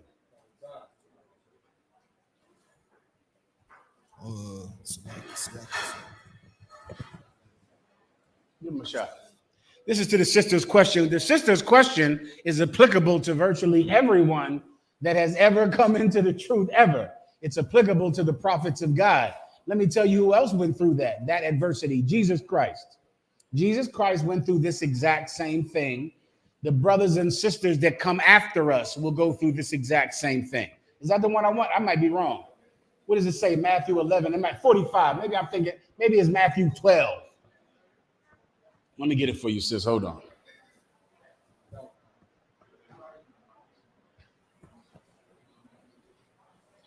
You're going to go to Matthew 12 and 48. My apologies are. That's where we're going, sis. Matthew 12 and 48. We're in the book of Matthew, chapter 12 and verse 48. But he answered and said, read one verse above it, please. Verse 47. Then one said unto him, behold, thy mother and thy brother stand without. This is important, sis. Imagine a camp. You've seen camps before, right? Imagine a camp and you have a circle of men or a barrier of men at the camp. Jesus Christ was out at camp this day. And then someone came to him while he was speaking and said, what? Read that again. Then one said unto him, behold, thy mother and thy brethren stand without. They went to Jesus Christ while he was speaking and said, behold, look, thy mother and thy brother are standing outside the camp. That's what without means. We have a camp. You're not allowed to breach that camp. You have to stay on the other side of the camp. That's how Jesus Christ's camp was. So someone guarding had to say, your mother and your brother are outside the camp. They want to talk to you. Keep going. Desiring to speak with thee. Everybody gets that, right? This happens all the time. Your mother and your father, they're outside of the camp. They want to talk to you. They desire to speak with you. Go ahead. Verse 48. But he answered. But he what? But he answered. This is the answer that Jesus Christ gave that person that told him that message. Go ahead. And said unto him that told him, who is my mother? What did he say? Who is my mother? Who is my mother? Your mother and your brother want to talk to you. Who is my mother? Continue. And who are my brethren? And who are my brethren? Keep going. Verse 49. And he stretched forth his hand towards his disciples. Then he stretched forth his hand toward his disciples and he said, behold. Look. Behold. Go ahead. My mother. My mother. And my brethren. And my brethren. Keep going. Verse 50. For whosoever shall do the will of my Father, which is in heaven, the same is my brother. Let me tell you, the same, for whosoever shall do the will of my Father, which is in heaven, the same is my brother and my mother. Sister, listen carefully. The best cure for a family that is coming against you when you're in the truth is a new family. That's the best cure in the world. That's a cure. That's all.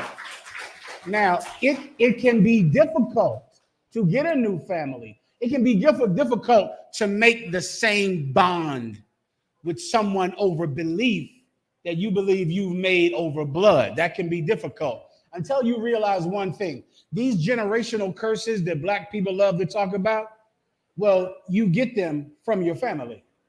That's how you get a generational curse.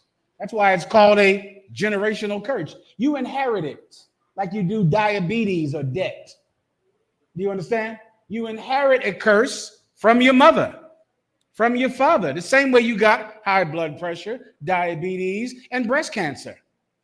You'll also get drug addiction, alcoholism, being a whore, being a slut, being a liar, being molested. Generational curses, you inherit those, sweetie. You understand? The cure is to get a new family.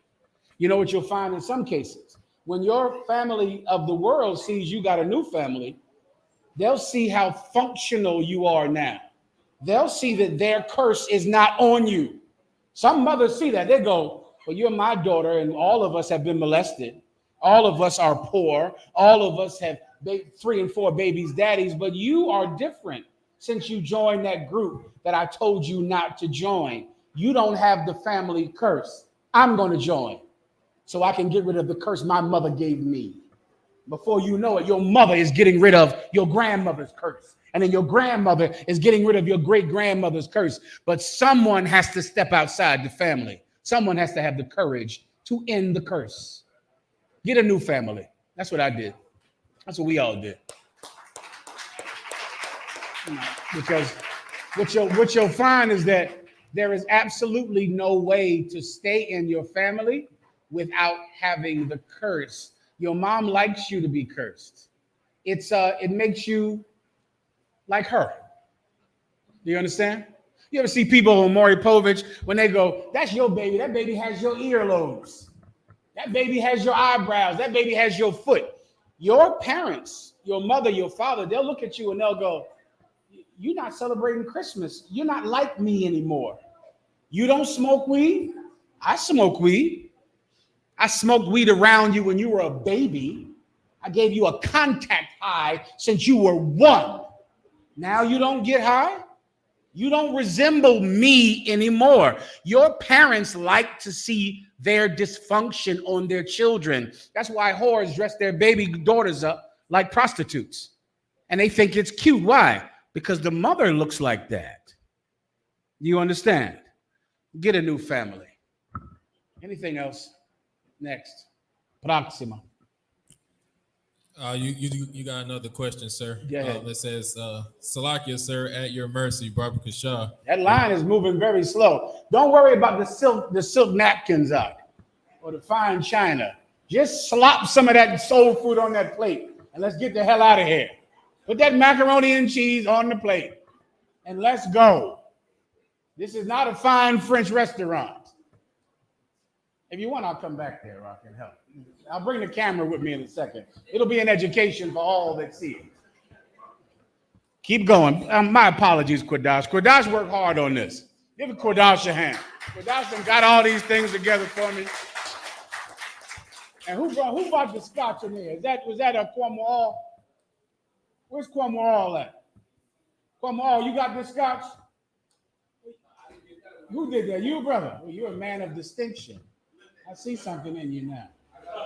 I see you know what you got one for me. You're also a great brother. I'll see that tomorrow.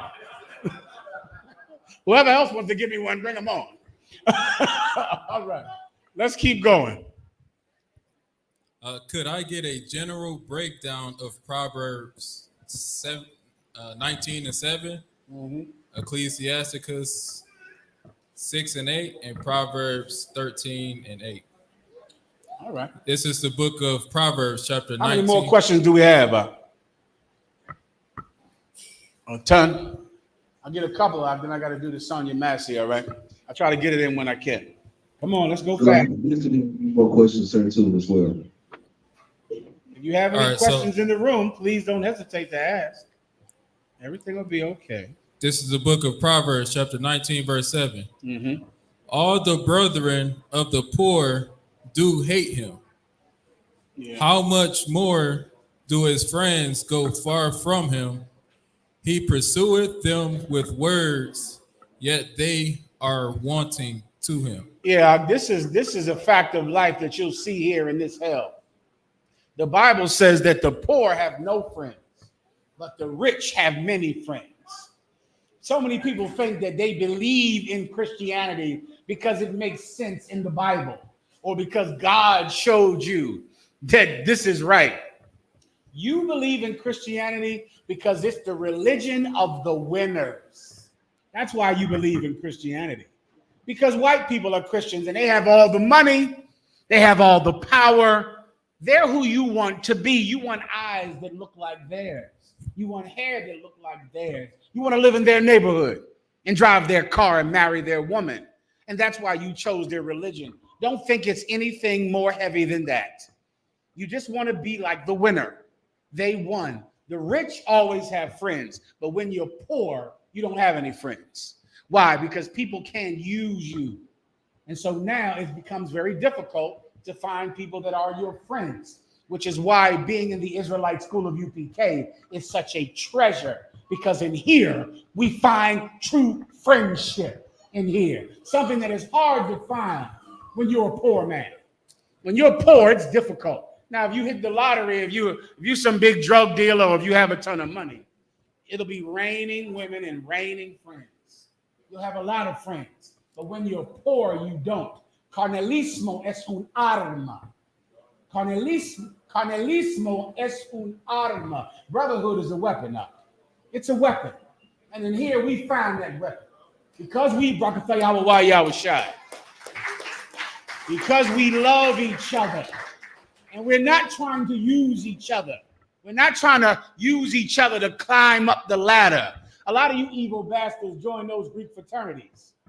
The whole concept of a Greek fraternity is disgusting at the base level. Who's ever heard someone, who knows anyone that joined the Greek fraternity, a black HBCU fraternity? What will they always say when they say why they joined?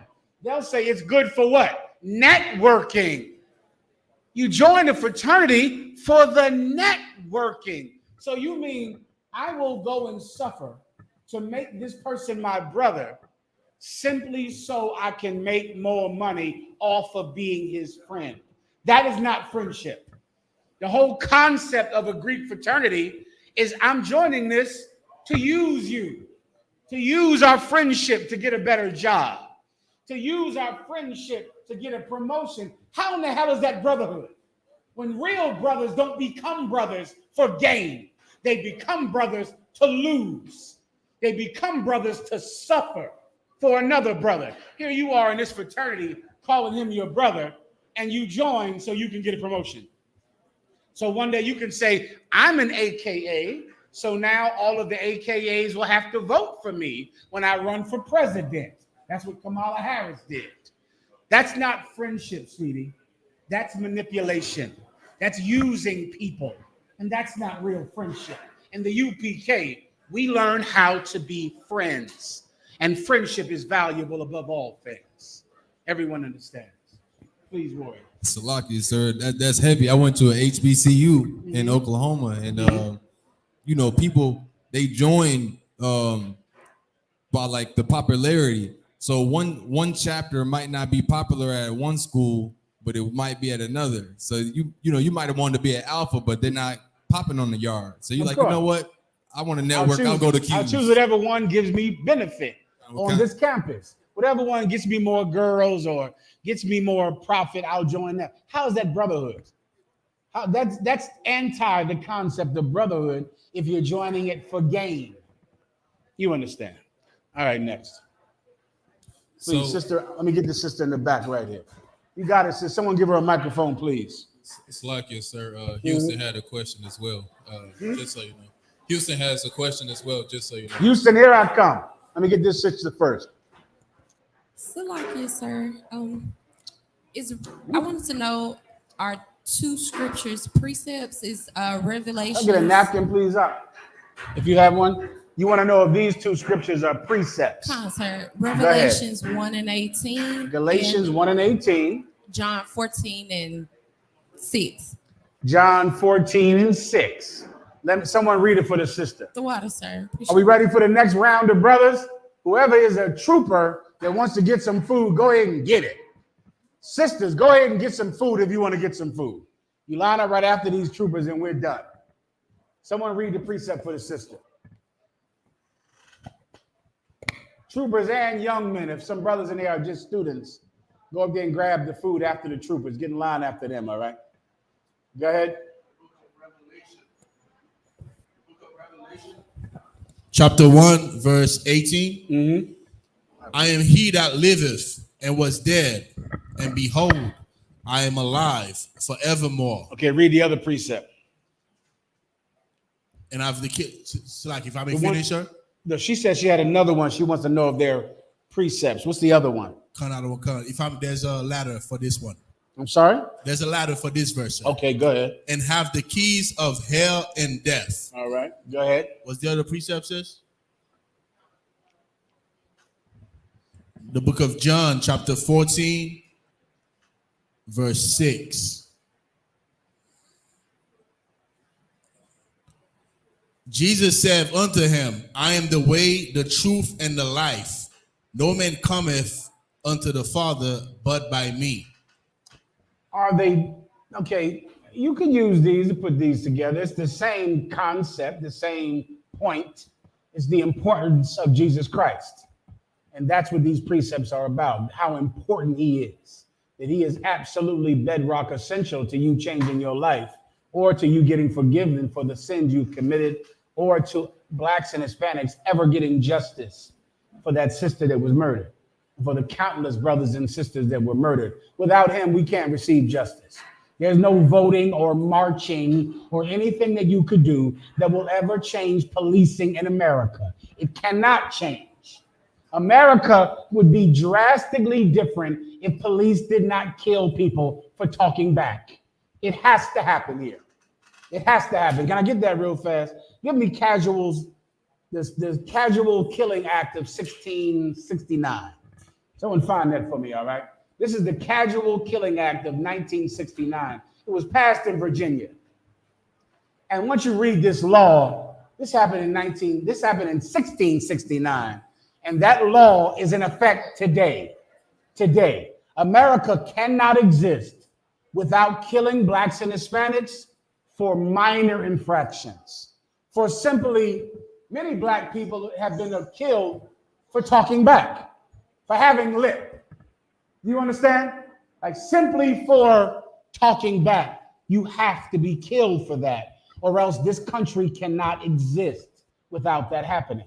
And I'll prove it to you with looking up the Casual Killing Act of 1669.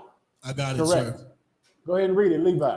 In 1669, Virginia enacted an act about the casual killing of slaves. About the what? Casual killing of slaves. Many people, just stay with me on this for 1 second. Everyone heard about the 3/5 of a man rule, right? Okay, many people do not understand that rule the same way you don't understand the Tuskegee experiment. I'm going to attempt to explain it to you. The rule that made black people 3/5 of a man. Who wanted that rule? The South who had slaves or the North who did not? Someone answer that question for me. That's how I can know that you understand. The South who had slaves did not want that rule. That's the mass misconception about that rule. The South who had slaves wanted to count black people as full human beings. The North, who did not have slaves, they wanted to count black people as 3/5 of a man. Why?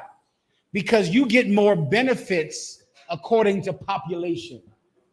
If there's a city or a town or a state that has 10 million people and a state that has 2 million people, the state with 10 million people gets more federal money. They get more money from the federal government, which is why they do the census every 10 years. They do that census, and the states that have a lot of people get more funds from the federal government. It has always been that way. The South wanted to count their slaves as full human beings. Why? Because then they would get more money, because now a 1/3 of their population would be counted in the census. So that would mean that Washington, D.C. would have to give them more money. But the North said this: we're not going to count them as full human beings. They don't have any rights. They can't vote, and they're property. Why would we count them as full human beings? Here's the compromise, which is what it's called, the compromise. We'll count them as 3/5 of a man in the census. So that way the South would not get to benefit from having all of those slaves being counted in the census, even though those slaves had no rights at all. I know nobody knows what in the hell I'm talking about. Just tell me, confirm that to me right now. Okay, good enough. So now I'll move on from that. The South at this time, they had laws where you could not murder slaves. Do you understand? It was illegal to murder a slave. Just like today, it's illegal to kill a dog in America. Many people don't know this. The animal rights laws of America, those laws came first. And then they patterned the slave laws that made life easier on slaves after the animal rights laws. So the same way you couldn't just kill a dog, you can't just shoot a horse for nothing. The Animal Cruelty Act, they looked at that laws and then applied those laws to you. And that's how slave laws began to be more gentle. Before this, it was illegal to kill a slave. You could not just murder a slave the same way you couldn't just murder a cat or a dog or your horse for nothing. You couldn't do that. That was considered animal cruelty, even way back in Great Britain. It was considered animal cruelty, all right? But then they noticed something, that so many slaves were being killed casually, meaning there was no malicious intent. They didn't mean to kill the slave. It was an accident. The slave was disobeying. The slave was disobedient. And they began to see that slaves were dying, but it was of no malicious intent of the slave master. He didn't want to kill the slave, but the slave was talking back. He had to correct the slave. Then they passed this act that made killing slaves casually, by accident, without malicious intent, legal. And this is why. Keep reading, Levi. In 1669, Virginia enacted an act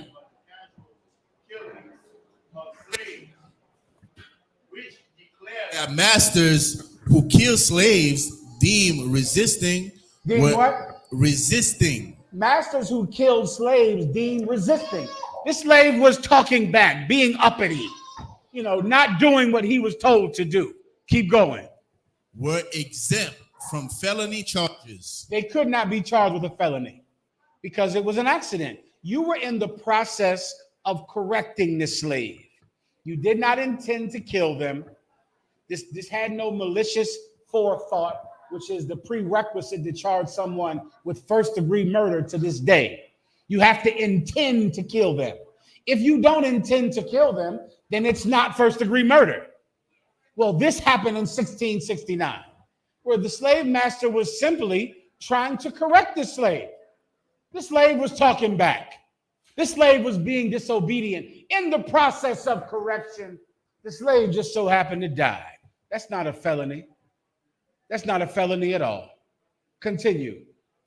The assembly justified the law on the grounds that the obstinacy of many enslaved people. Now, Levi, I need you to slow this down to a snail's crawl. Con out of one con.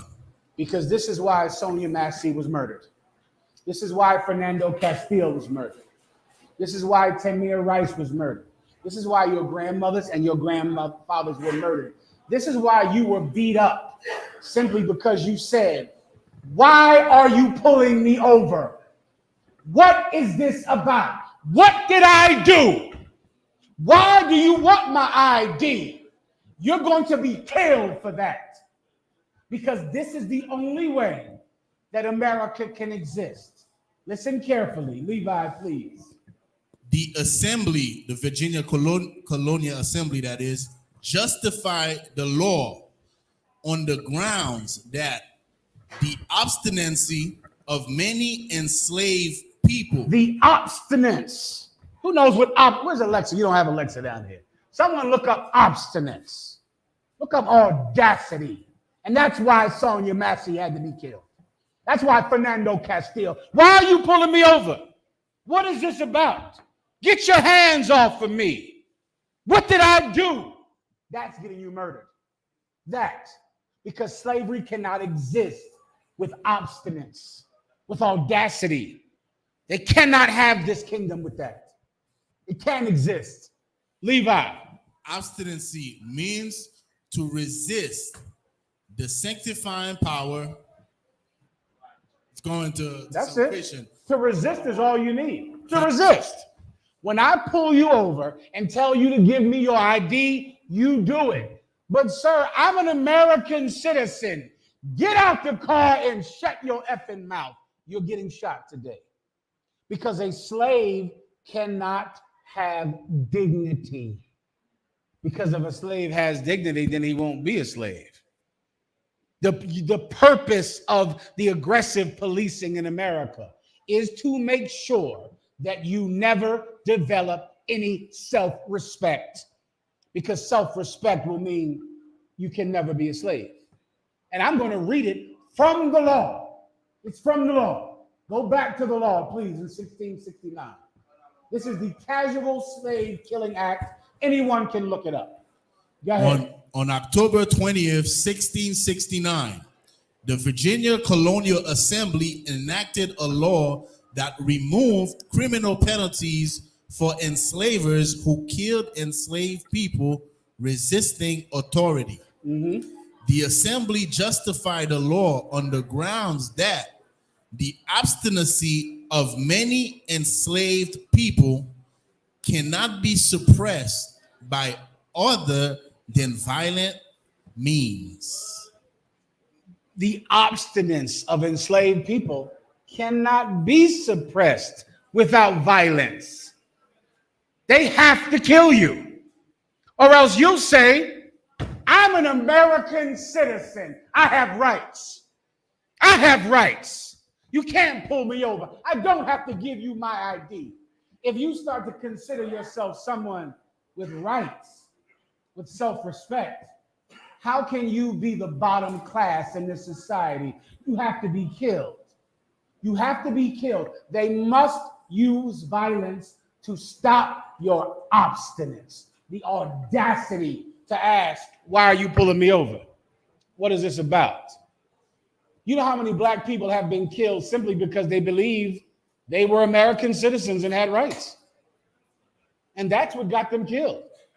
That's what got Fernando Castillo. Fernando Castillo had the audacity to think that going, getting fingerprinted, and getting a background check, and getting a legal permit to carry a gun gave him the right to carry a gun. That's why he's dead. The audacity of it. The obstinance to think you can carry a gun like a white man can simply because you've taken a background check, gotten your fingerprints, taken a class, you're not a felon, and you're the obstinance to think you could have a gun on you when you get pulled over. He had to die. He had to die. Tamir Rice had the crazy thought that he could, like every other 9-year-old boy, play with a toy gun. The audacity. The obstinance. You think you can play cowboys and Indians, cops and robbers, like a white boy does? The obstinance of that is amazing. You have to die because you had a toy gun like they sell in the toy store for everyone to buy. Slavery cannot exist without violence, and it is in this act. Read that last part one more time. The latter is crazy as well, sir, if I may. Please, Levi. Someone see me one more time, please. The assembly justified the law on the grounds that the obstinacy of many enslaved people cannot be suppressed by other than violent means. The law provided that an enslaver's killing of an enslaved person could not constitute murder because the premeditated malice element of murder could not be formed. Malice. Malice is a legal term. Malice is evil forethought. Meaning if, back in the world, I recall this, when you sit in a car outside of somebody's house, waiting for them to come out. You sit there and wait and wait and wait for them to come out their house. Then when they get out the house, you know, it's all a sad day. That is malice because you planned on hurting them. You went and got the ski mask. You went and got the gloves. You went and sat in the car. That's malice. It's evil forethought. But there was no evil forethought. Did that police officer walk into that door that day planning on killing Sonia Massey? No. He was called to see if someone broke into her home. How could that be wrong? No, the person that killed Fernando Castillo, they pulled him over for a traffic violation. They didn't plan and plot on killing that boy or that man. There is no malice. The slave is being obstinate. All the oppressor is trying to do is correct the slave. Put it down. Put your hands where I can see them. Put your hands on the steering wheel. Get out the car. Stop. Don't move. That's all they want. They want to stop your obstinance. The illusion that you have that you're an American citizen with rights, that you're a British citizen with rights, that you're a Trinidadian citizen with rights. They're just simply trying to enforce their authority over you, but they're not planning on killing you, so they can't be charged with a crime. That is in the law. Continue. The premeditated malice element of murder could not be formed against one's own property. You could not have premeditated malice against something that was your property. This law lasted in 1669. Now, when America, what did America do from Great Britain? The Revolutionary War. I appreciate you, Warrior. When the Revolutionary War happened, many of the laws that were cruel to black people changed. You couldn't just murder them. You had to do this. You had to do that. This law did not change. It continued. And then after slavery was over, this continued in the South, in Jim Crow South. You understand? This exact thing continues. Now here you are today with a cop that just wants you to put your effing hands down, that wants you to get away from that stove, even though the other cop told her to go to the stove. He told her to go to the stove. She obeyed that cop. And if she's at the stove, but she's a Christian, she goes to church, hallelujah, and so she rebukes this man, just like Pastor told her to, and then he murders her because of the rebuke, because of the obstinance of rebuking him. This is the Casual Slave Killing Act of 1969. And this is the reason for every killing that you don't understand. When you look at it and you go, damn, why did he shoot that boy? Why did he do that? Why did he punch that black man in the face when he was handcuffed? This is why. Because that black man was not completely going limp, was not complying. That black man might have felt like those handcuffs were too tight. And so he was resisting the tightness of the handcuffs. And he punched him in the face. That's an actual story. Who does not know about that? Put that on the screen, that punch in the face. I'm assuming you've seen the Sonia Massey story. She did not throw hot water on that pig. She did not do anything to him at all. Nothing.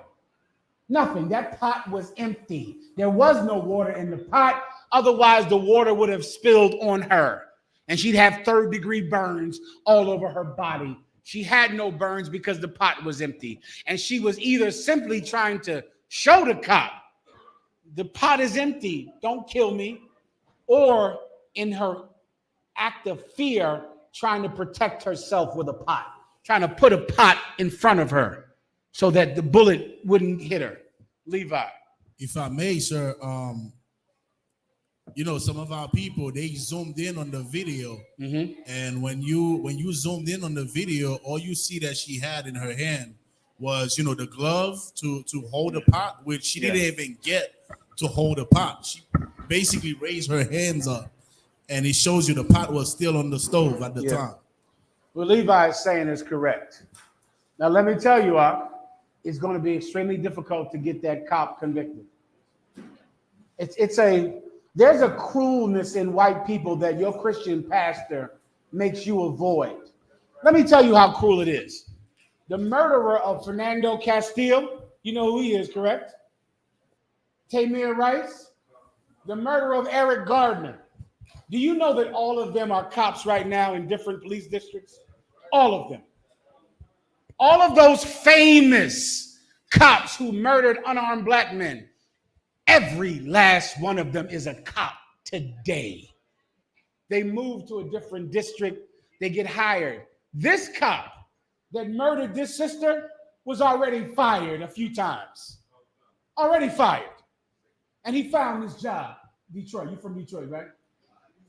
DC. Go ahead, up. Slock, sir. He was at 6 different stations in 4 years. That's right. 6 different police units in 4 years because he would get fired for violence, for alcoholism, for DUIs, and he still would find a job. The murderer of Fernando Tamir Rice was a 9-year-old boy who had a toy gun. He was killed in, I think, 1.2 seconds. The cops saw him in 1.2 seconds of seeing him. He murdered a 9-year-old. Now, let me try to explain to you something that blacks and Latinos will not understand. Not only did he get another job as being a cop, he wanted to be a cop again. Now, let me tell you something, Akim. I've done many evil things in my life, terrible things that you have not done. And the thought of murdering a child, an innocent child, and then becoming a cop again, that kind of cruelty I don't understand. Because you would think that either the police force would say, you should not be a cop again. You murdered a 9-year-old baby with a toy gun. Or the murderer would be so riddled with guilt that he could not be a cop again. You would think he would say, I will never touch a gun. I will never be a cop. I murdered a child by accident. The guilt is destroying me. I'm going to devote my life. I'm going to join the Peace Corps. I'm going to go do something where I help people. These cops that murder black people, they go and pick up a gun again and become police officers again. They have no guilt for doing it. They're not riddled. I think about my own life when I found Commandant General Yohana and the guilt I felt from even coming in the truth. I felt such terrible, like I shouldn't be here. Like I should not be here. I should not be in this place. They don't know what I've done. And yet I'm here. And they're accepting me. And every evil thing that happened to me, I was paralyzed for 1 year. And I remember thinking when I was paralyzed, I deserve this. This is what should happen to me. I should be in this police bed. Captain Tahawar should be wiping my butt, which is what Captain Tahawar did when I was paralyzed. And I remember thinking, this is good. This is what I deserve for what I've done. How do you kill a 9-year-old and go apply for the same job again? That I don't even understand. Even I don't understand how the guilt doesn't make you never want to touch a gun again, never want to be a cop again. There is something in our oppressor that we don't understand because we're not like them, because our heart is the heart of the kind people of this earth, the courageous people of this earth. If we were their slave masters, we would never treat them like this. If we controlled white people the way they control blacks and Latinos, we would never be so cruel. We would be kind to them. But they are the cruel. And the Bible says this, because you have given no mercy, you shall receive none. That's in the Bible, young brothers. Please, Detroit. Colonel Wakan, sir. I just have a security announcement.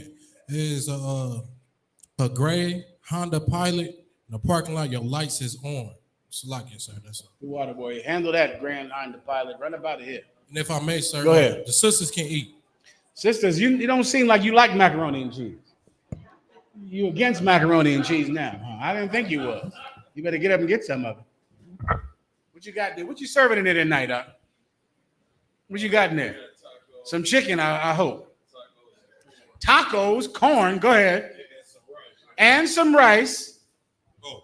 Tacos, corn, and rice. Tacos, corn, and rice. Y'all heard that? I can't tell you too many more times. You better get some before it's gone. Salaki, sir, I got that story for you. Please. Play the video.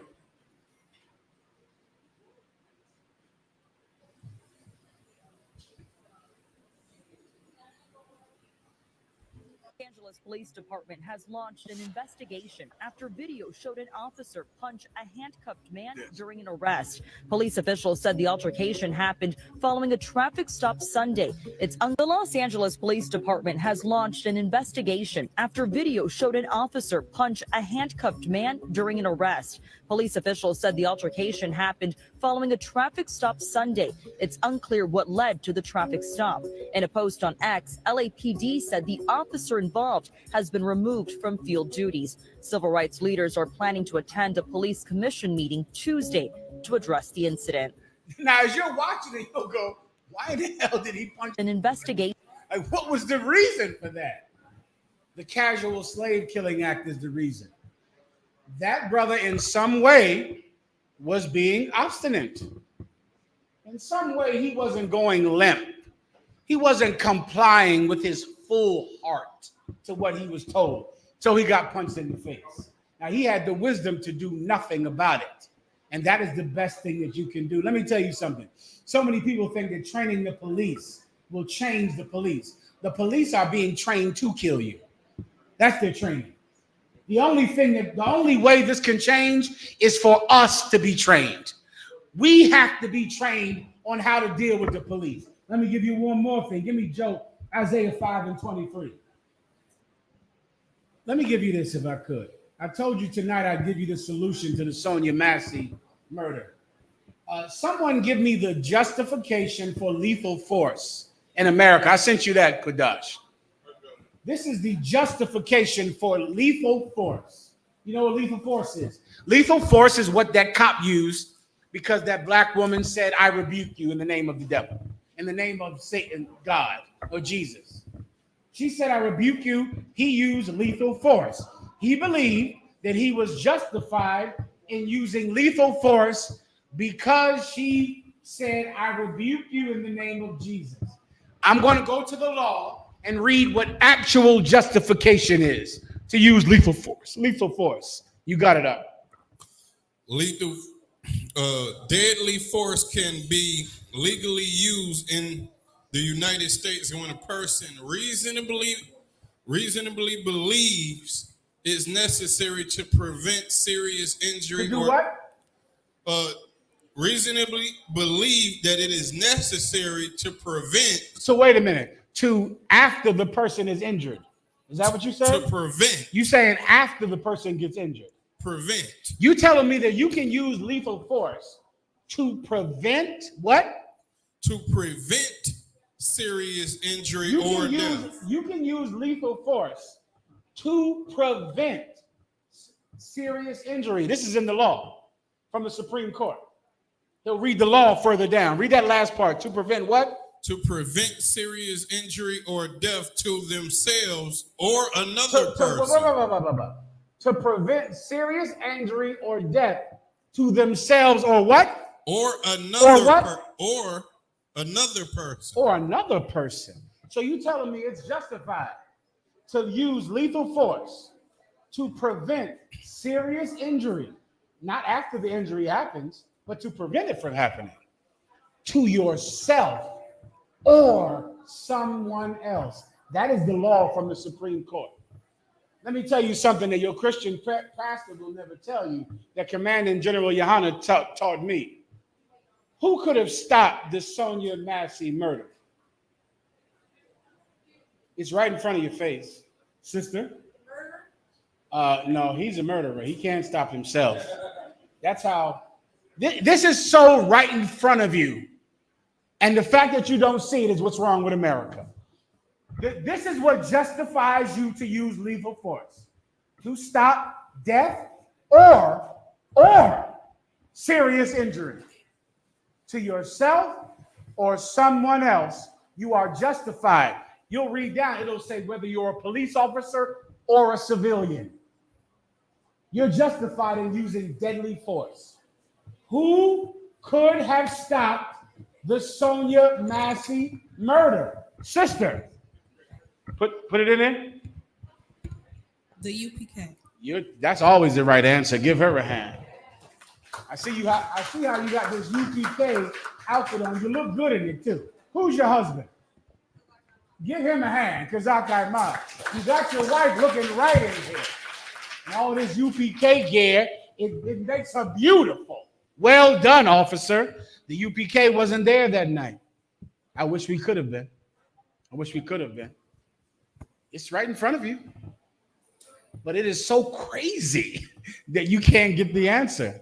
But it's right in front of you. Quadas. Sonya Massey. Say again? Sonya Massey. No, she couldn't. She didn't have any way to stop injury. Do you want the answer?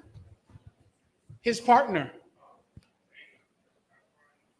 You are allowed to use lethal force. Lethal force. If to prevent serious injury or death to yourself or another person. Let me give you the cure for bad cops. Good cops have got to start shooting bad cops. That has to happen. His partner was obligated to shoot him. His partner should have shot him, according to the Supreme Court. His partner, the minute his partner said, I'm going to shoot you in your effing head, he should have pulled his gun on his partner and said, you better not. And then if his partner pulled that gun out, his partner should have shot him in the face.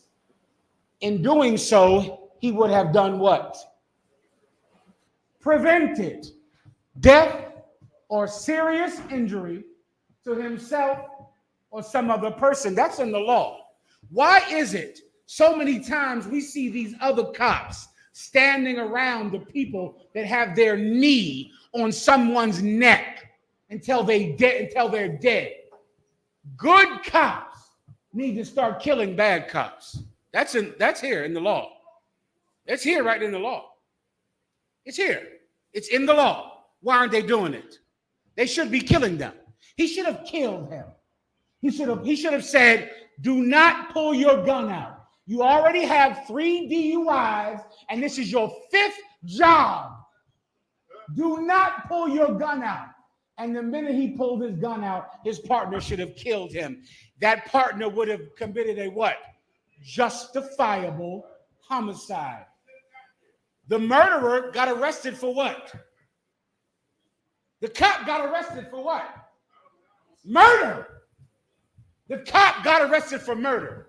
If his partner would have shot him in the head, that would have been him avoiding a murder. When are these cops going to start shooting each other? In righteousness, they better start. If you want to solve this problem, the solution is right there, sitting next to you in the patrol car. Your partner has to shoot you in your face when you go to kill Sonia Massey. Your partner has to shoot you in your face when you go to kill an unarmed black man or someone's child. Your partner has to shoot you in your face. According to the Supreme Court. Read it one more time, Kodash, from the top. Deadly force can be legally used in the United States when a person reasonably believes it's necessary to prevent serious injury. Did his partner have reason to believe that his partner was going to kill Sonia Massey? Yes. He said, I'm going to shoot you in the face. He threatened her with death. He knows his partner is on his 5th job. He knows it. Now, Sonia Massey doesn't know that, but his partner knows that. His partner should have shot him. And I'm calling on every good cop out there to shoot your partner when he goes to murder a black person. You should shoot him. You're obligated to shoot him. The law says to shoot him. Righteousness says to shoot your partner before he kills a 9-year-old. He's saying, I'm going to shoot you in the face. She said, I rebuke you in the name of Jesus. The devil said, you better not. God dang. The devil said, you better not rebuke me.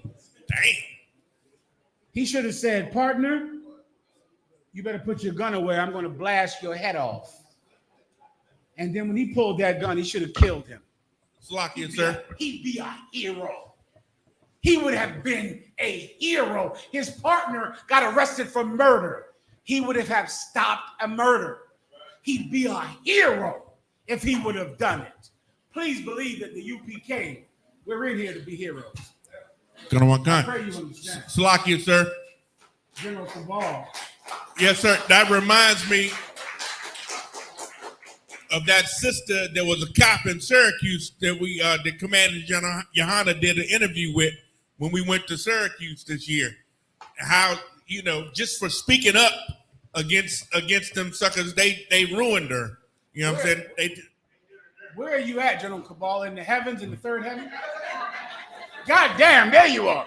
You're General Cabal. I thought his voice was coming from the heavens. Yes, General Cabal. There was a sister that did this, a woman that did this. And let me tell you something else that Zaryat was breaking down to me. Recently, black women journalists questioned Donald Trump, and they gave that devil every question that was hard, rough, and was their obligation as journalists to ask him. And they did the right thing. Don't think because you're a woman, you have to be a coward. That is not what the UPK teaches. We teach women about Judith in here. We bring her up every year. Every year we talk about Judith. We talk about Esther in here every year. Because women absolutely are called upon sometimes to be no cowards. And those women who question Donald Trump, they did the right thing. They're in the world. They don't know the truth. But they're reporters. They're journalists. And they asked him good damn questions. There was a woman who was a cop in Buffalo, New York, and her partner was going to abuse and beat up a black man. And she physically stopped him. She got fired. She got fired for it. That woman showed some courage, Huck. She showed some courage. And if you're going to Brakatay Halawai Yahushua, Commanding General Yohana interviewed her a few weeks ago, man, in Buffalo, New York.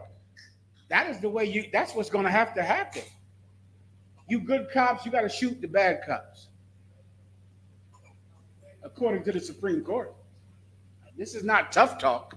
This is, read the law. Read down to the law, please. Con, I don't want con. Deadly force can be legally used in the United States when a person reasonably believes it is necessary to prevent serious injury or death to themselves or another person. This can be this can include preventing the commission of a forcible felony. When deciding whether to use deadly force, officers and civilians. Officers and what? Officers and civilians. I pray you understand that. I pray I don't have to explain that one to you too heavy. Officers and civilians could do this. Like the sister said earlier, the best thing for the sister would be for her to call the ISUPK in her city. You sisters out there, you live alone, you're scared at night, you call the UPK, man. Commanding General Yohana has men that will come and perform their oath. They'll come and check out your home. Commanding General Yohana has sent me to do it many times. Some sister in the school might have a new apartment she moved into. She might be nervous. She might be scared. Commanding General Yohana has sent me to some sister's house many times to go walk through her home with a flashlight, look at her locks on her door, stay in there for a while until she feels comfortable. We've done this. And this sister needed to know that the UPK can perform this service. We will do this for you. We'll do this. Commanding General Yohana has taught us to do it. You don't have to call the police to protect you. We'll protect you. You think your husband is beating you? Call us. Call us. Your husband is violent. Your husband gets drunk and he gets violent. No problem. I would rather that you call us. You know why, baby girl? Because when the cops get there, they'll kill you. You'll call the cops because your husband is beating you, the cops are going to come to your house and kill your daughter. And you'll wonder, how in the F did my daughter get shot? I called the cops because my husband was beating me. The cops came in here and killed my daughter. I sent the brother another story where it was a girl. Give me the other story, the video where they called the cops because the father was in the house being violent. The cop came in and he saw blood on the wall. He pulled out his gun. Come to find out, the father was taking the family hostage with a knife. The father came around the corner with a knife to the daughter's neck. The cop shot the daughter and the father. I said, what is all this training for? The cop killed the father and the daughter. I have the story. So like sir, two of the stories you sent me, they not on TikTok no more. There's a video. Do you have the video with the cop killing both of them? He killed the hostage and the hostage taker. He shot both of them. Look it up in your goddamn phones. I looked at it, I said, what's the point of that? You call the police because your baby's father is drunk, he's violent, he has a daughter to your daughter, he has a knife to your daughter's neck. The cop comes in, kills the murderer and your daughter, kills them both. Damn, what is the point? Call us. Call Commanding General Yohana's men. I believe I have some men that will perform their duty. I believe, do I have any men in Detroit? Do I have any men in Detroit that will perform their oath? I believe I do. They'll do it. You have it? What does it say? That's a whole different one. Like, that's another ridiculous one. You can find it. It's all over your damn phones. The cop killed the daughter. The man came around the corner with with a knife to his daughter's neck. The cop just shot both of them. Guess what? The cop was not charged with any crime at all. Nothing. He was fine. Because he had no malicious intent, Levi. He didn't mean to do it. He was trying to save the girl. He just happened to kill the girl too. I gotta go. Anything else? Where we at across the line here tonight?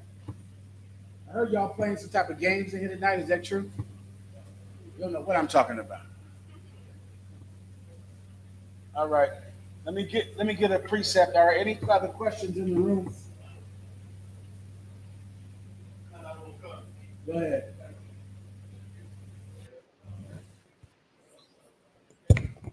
If I may, sir. Go ahead. Last week you had told me to remind you to go in depth about the question that I had asked you about our people believing that there will be a change. Right. Whether it's gonna come from us doing business, like a financial revolution, or in a way that we're gonna get the hell that we are in under our oppressor. Mm-hmm. You had told me to remind you about that, to go in depth into it, sir. And also, I don't know if you want to take the question about the Daniel 7 with the 10 horn. I don't know what you're talking about. So you better wait, because I don't remember any of that.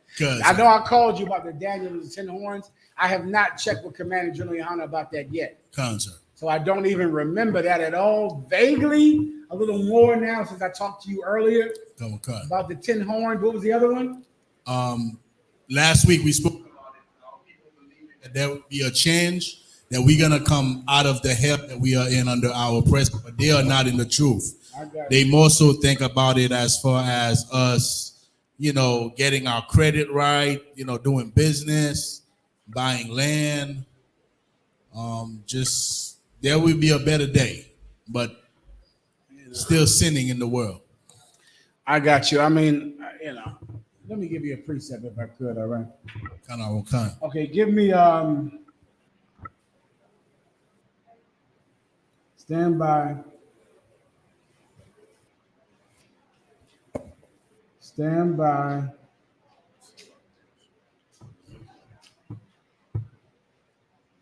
It really shoots black. Yeah, I don't know. Pull it up on the screen. Let me see. I don't know.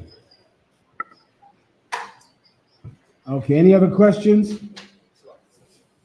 Give me Exodus 23 and 22. Come on, warrior.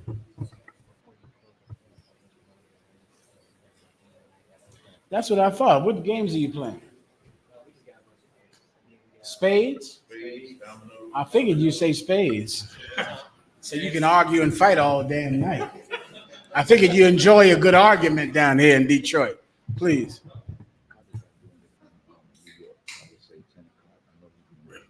Solid. If you want a good spades argument, it's about to happen. Here in Detroit. You want to curse a brother in the school out real good. It's about to happen here in Detroit. They're playing spades. Dominoes as well or no? Dominoes, you can curse him out. Call his mother names with that. Dominoes, come on. Chess for you more sophisticated brothers. Chess, checkers, all of the games you'll be playing out here tonight. All right, I'll try to wrap it up for Cross the Line. Captain Kadazar will be doing Cross the Line out of Harlem, New York. We'll get it on, all right? Let's keep going. Let me give you the scripture I had in Exodus, all right? Go ahead. The book of Exodus, chapter 23, verse 22. But if thou shalt indeed obey his voice and do all that I speak. Read that again. If thou shalt indeed obey his voice. Listen, I don't know if you're thinking that white people will change if a Democrat is in the White House. I believe during Barack Obama's presidency, they just shot up everybody that they could find. I believe during George Bush's presidency, they killed everybody. Now Biden is a Democrat. When this white man killed, what's her name? Sonia Massey. There is nothing that voting can do to change the foundational power of America. America must use violence to keep black people in check. It has to happen. It can't change. It's like damn that you're asking, can there be no America if you want white people to not be violent? White people have to be violent. There is no way to stop that. It has to happen, no matter who is in the White House, who is in the mayor's office, or who are the congressmen and senators. None of that means anything. White people have to be violent to make black people and Hispanics have low self-esteem to be able to accept their place in society. That's what Donald Trump meant by black jobs. Who can tell me what a black job is? If the Mexicans coming illegally over into America take away black jobs, are Mexicans illegally coming into America becoming lawyers, becoming doctors, becoming stockbrokers? What jobs are Mexicans illegally coming into America taking? It's just common sense. Anyone? Anyone in the back? They're illegal. They're coming across the border illegally. What jobs are they taking? They don't have a social security card. They don't have ID. They're not becoming stockbrokers and lawyers and congressmen. What jobs are they taking? The field work. They're taking the jobs that do not pay minimum wage. In Donald Trump's mind, that's a black job. You could be in the fields picking cotton. You could be picking oranges in California. You could be picking strawberries in California. You could be doing that. The Mexicans are still in black jobs. There is no way that they could keep you as a permanent lower class without violence. Violence is why you don't stand up. Violence is why you don't demand better conditions, because you're scared, like Sonia Massey was scared. Sonia Massey told her daughter that one day I'll be killed by the police. She said that because she knew that this is where her life was going to go. And I know that speaking about compassion is a foreign language to white people. But can you imagine the kind of life that she lived before she got killed? The kind of life Eric Gardner lived. A life of sadness, a life of losing her children. Already your grandparents are raising your children, right? Why? Because you're so destroyed by life. Think about Sonia Massey when she was 9 years old and the dream she had of what life would be like. She might have thought she would be a ballerina or a figure skater or a doctor or a lawyer or a nurse.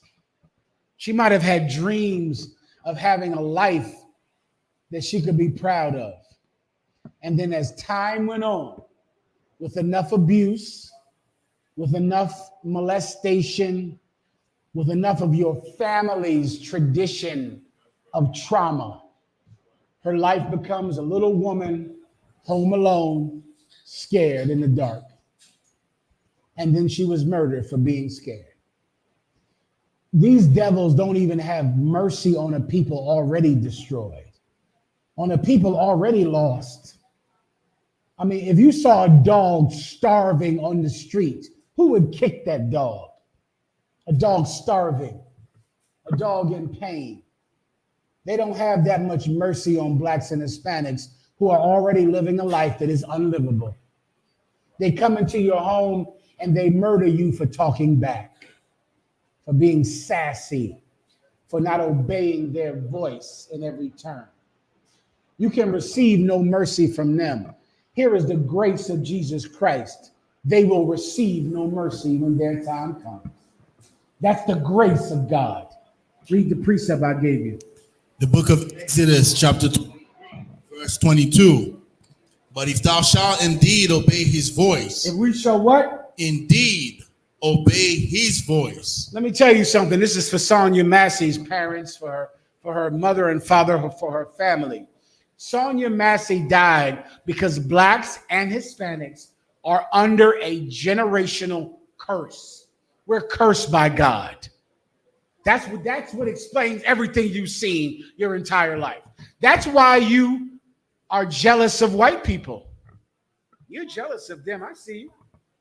You want to be like them, don't you? You want to look like them. You want to live in their neighborhoods. You want to marry their women, don't you? You're jealous of them. The fraternity. Where did black fraternities come from? From trying to idolize Greeks. White fraternities. Yeah, white. They wouldn't let them in, right? White fraternities didn't let them in. They said, damn it, we're going to make our own white fraternity. We'll brand ourselves on our backs with fire because white people won't let us join, but we really need to join.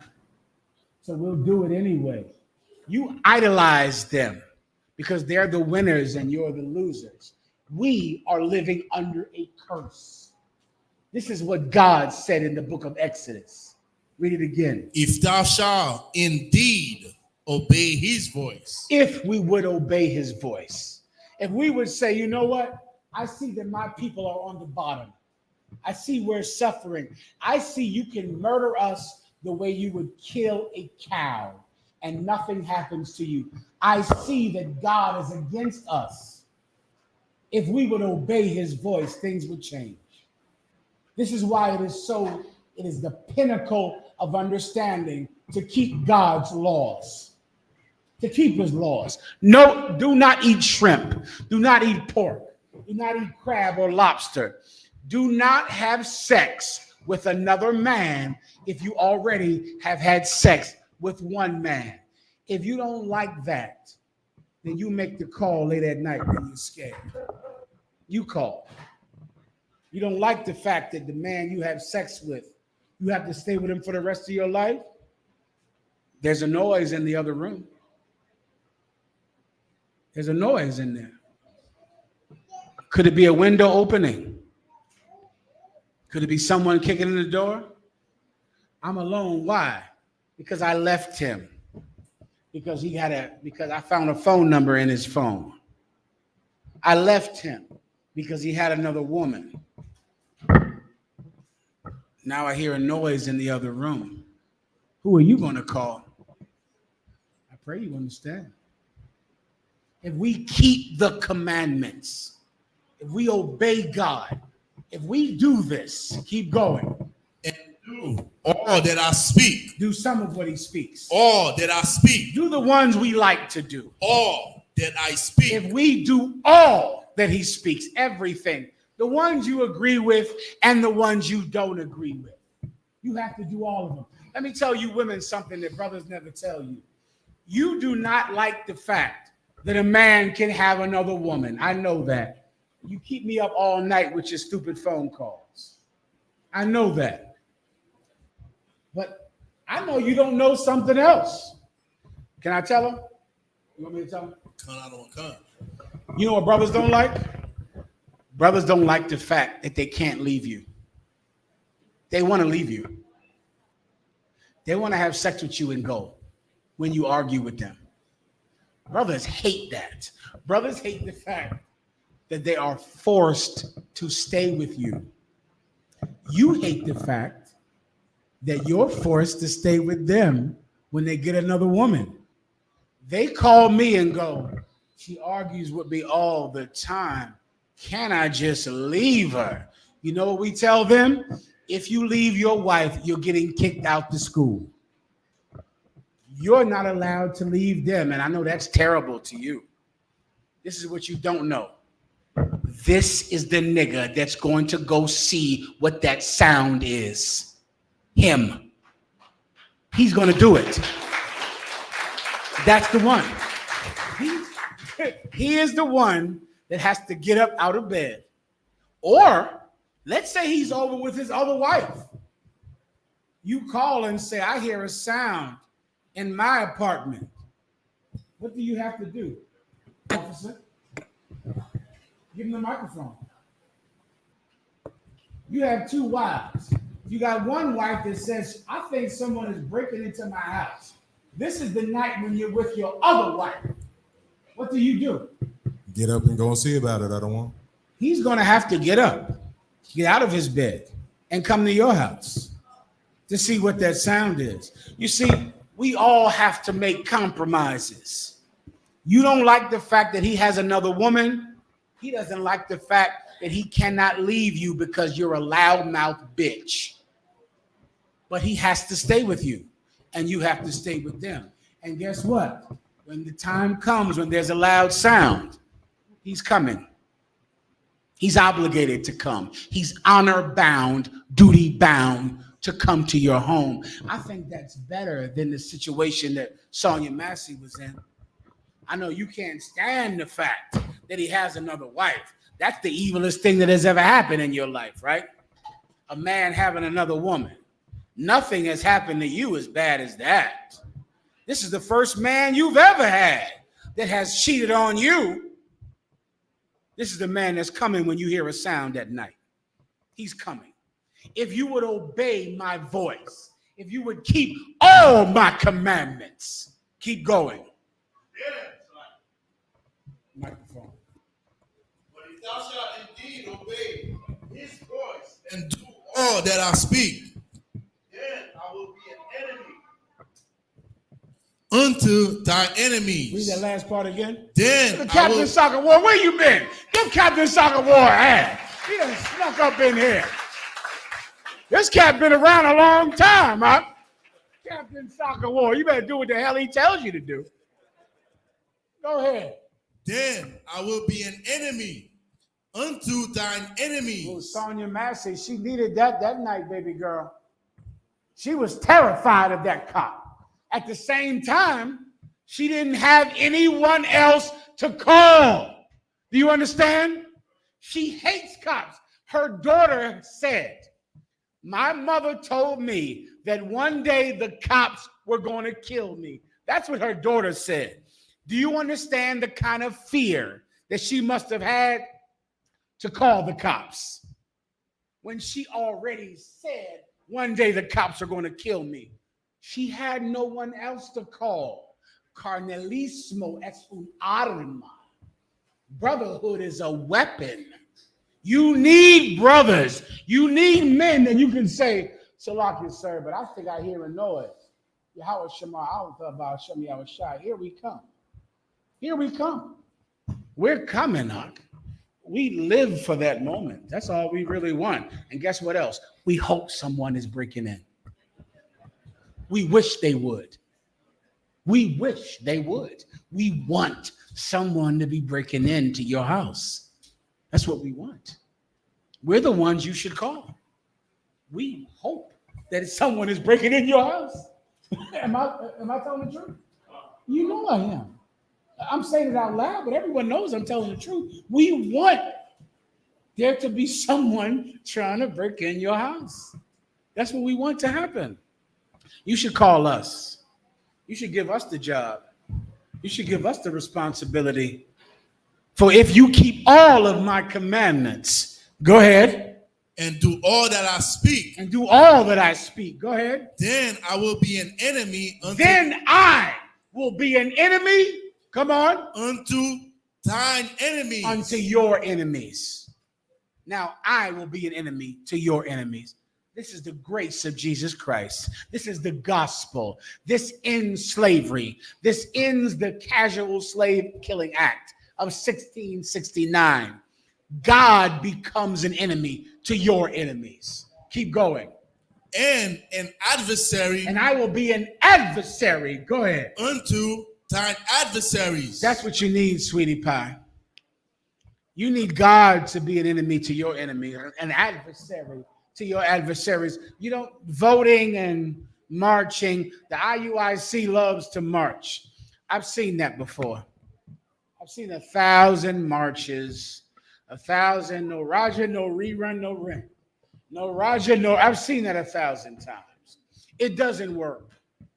What works is God deciding that he will fight on your side and he will fight for you. Last precept. Here I come across the line.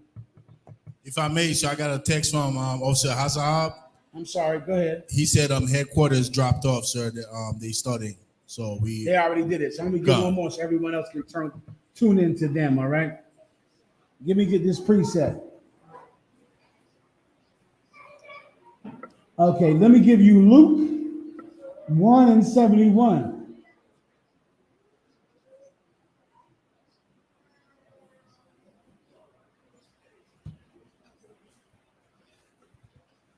Start at 69 and go to 71.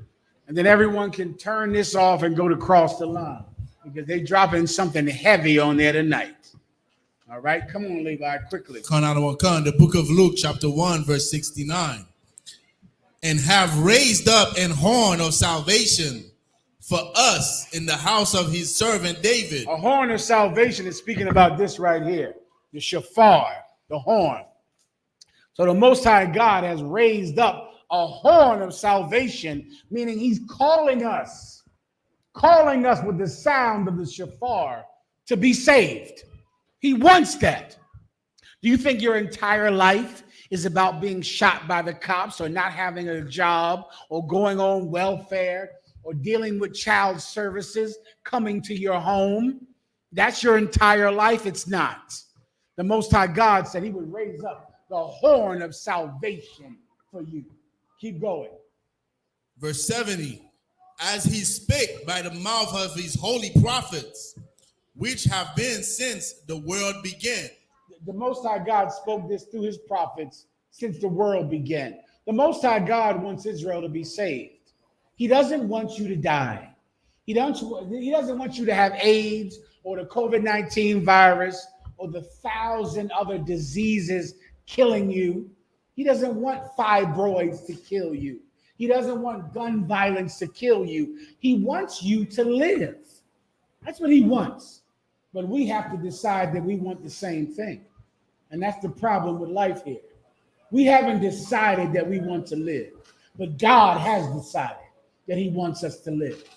Continue. Verse 71, that we should be saved from our enemies. From our what? Enemies. From our what? Enemies. This is in the New Testament. This is in the New Testament. This is from the disciple of Christ who was called Luke. He knew that God wanted us to be saved from our enemies. What do you want?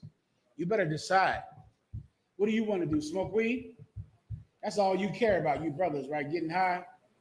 OnlyFans prostitutes. That's all you care about, don't you? Whores. Whores are all you want. Pills. Being alcoholics. Listen, if that's what you want, no problem. Surely you're in America and you can get all of that you want. But you're going to die and your daughter is going to be the same kind of whore that you can't resist. That's what's going to happen to you. But if you want salvation, so does God. God wants your salvation as well. Keep going. And from the hand of all that hate us. The Lord wants you to be saved from your enemies and from the hand of all of them that hate you. That's why Sonia Massey was killed, because she had to call to help from the same people that hate her. She had to ask them to help her. She knew that one day she'd be killed by the cops, and she still called the cops because she was terrified. Because what else can a woman do that's alone? What other choice does she have? Give her a choice. Give her the opportunity to call priests, anointed priests, who are obligated to come into a young woman's home and to an older woman's home who's scared. We have men that will do this. They'll come into your home. They'll check the whole thing out. Go to sleep, mama. We'll sit on the couch until you're asleep. We'll sit here and make sure your doors are locked. We'll come and put extra locks on your doors. We'll come and show you how to make sure your door is secure. These are things that brothers in this school will do. These things can happen because God wants them to happen for you. If you obey him, if you're willing to give up, whatever sin, drugs or pills or being a slut or being someone that, partakes in prostitutes and any slut you find online. If you're willing to change that, your people can be saved. Just make the decision, man. Keep going. Kan out of Kan, verse 72. To perform the mercy promised to our fathers. To perform what? The mercy. To perform what? The mercy. Let me tell you, this is what, if I could crystallize what bothers you about Sonia Massey and Tamir Rice and Eric Gardner and Fernando Castillo and George Floyd, you know what all of you are thinking? Why didn't they have mercy? Why didn't they stop choking? Why didn't they stop? Why didn't they say, he's not breathing? He said he can't breathe. Stop. All of you looked at those incidents and you wanted mercy for that person. Here's what I don't believe you understand. Your brothers and sisters can't get mercy unless you decide to change. They can't receive mercy. You're the reason George Floyd was killed, because you leave your husband if he has another woman. So George Floyd has to get killed. It has to happen. Sonia Massey has to die. You know why? Because you found out your husband was talking to someone on Facebook and you left him. So Sonia Massey has to die. What are you willing to do to save black people, to save Hispanics? Nothing. What are you willing to do? You going to leave her because she has a big mouth? She argues all the time. Can you imagine a man saying he's leaving a woman because she argues with him? He's a man, General Cabal. What are you going to do? Save black people? You can't handle an argument. You're a joke. You're a joke, and I wish I could just find better men.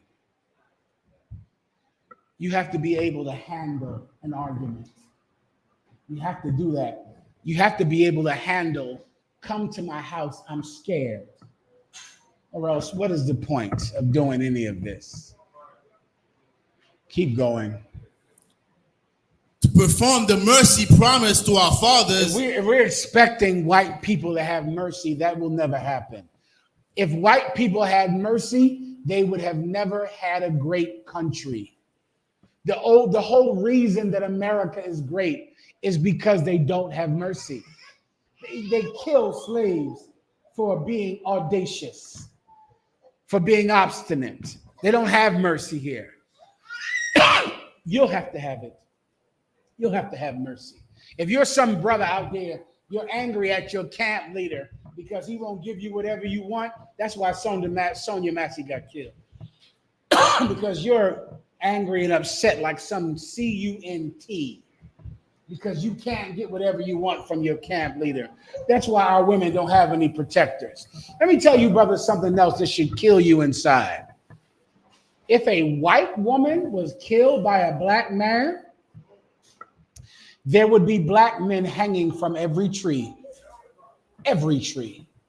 because white men know that the judgment of whether or not you're a real man comes from whether or not you can protect your women. And if a black man killed a white woman, I don't have to tell you what happened. You can just look up Rosewood. You can look up Oklahoma. You can look up Detroit. You can look up Chicago. You can look up the slave massacres. All of them happened because a white woman was hurt allegedly by a black man. Now we have Sonia Massey being killed by a white man. What are you doing? Looking for weed? What do you want? Cigarettes? What do you want? Alcohol? You're the reason that we can't get any respect from our enemies. Here's the good news. God will give us that respect. God will give us the mercy that our oppressor cannot give us. Levi. And where do I go after this? Is there some room I go in or I just stay here? Right here? Go ahead. And to remember his holy covenant. To remember what? His holy covenant. We want God to remember that he made a promise with Abraham, Isaac, and Jacob. He promised that he would protect us. He promised he would protect us from these animals. We want God to remember it. If you want God to remember it, you have to keep the commandments. You cannot become a Christian. You cannot become a Muslim. You cannot vote for someone unworthy of that vote. You cannot do these things, or else God will not remember the promise he made your grandfather. Keep going. The oath which he swore to our father Abraham. The oath. God made an oath to our father Abraham. He has not been obligated to keep that oath because you broke that oath. That's why you get high. Isn't it fun to get high? Don't you get a great amount of pleasure from your marijuana? Just know your mother is going to be killed because of that. Your wife is going to be killed. Women are going to say, you cannot protect me because you're a drug addict. That's what she's going to say. Because you won't perform your oath. You won't do what must be done to be a man. To be a goddamn man. Continue. Verse 74. That he would grant unto us that we being delivered out of the hand of our enemies might serve him without fear. The Most High God said he will grant this to us, being delivered from the hand of our enemies. We'll be rescued from these evil police officers, from these evil politicians, from these evil governors, from the people that rule over us who seek our death. We'll be delivered from them because we obey the voice of God. Isn't that worth it? Or is your marijuana more important? Are your pills more important? Women, is your jealousy more important than that? I know you're a jealous bitch. Is that more important to keep your jealousy? You're jealous and you don't put up with no mess from no man. Is that, you better call the police when you hear that voice, when you hear that noise at night. You better call that. There's a lot of things about ourselves that if you weigh them, they are not important when it comes to protection from God, from salvation. You got to just decide. You're not a child anymore. Children think they can get everything they want, cry about it, and then get it. Adults begin to realize, I pay for what I want. I want a husband that protects me. I might have to let go of my jealousy. I want a woman that is a woman of God that's not a slut like my ex. I might have to stay with her even though she makes mistakes, even though she has a mouth. Adults realize life is not perfect, but you, of course, you're still a child. I have to solve all your problems for you. I gotta be, the marriages in here are three-way marriages. You, your wife, and me. I gotta be involved. I gotta be the sane one, right? I gotta be the sane one because you don't love salvation enough to compromise, to not get everything you want. No problem, I do. I love compromise because I don't want cops killing my daughters. I don't want cops killing my sons. So I'll compromise. You just obey everything I tell you to do. I pray you understand. Levi, anything else? I could read that last verse, sir. 75. In holiness and righteousness before him all the days of our life. How long?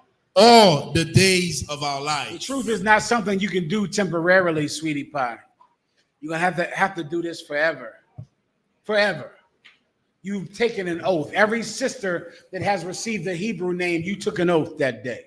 Every brother that has received the Hebrew name or rank raise, you took an oath that day. If we would honor that oath, then the Most High God would be an enemy to our enemies. He would be an adversary to our adversaries.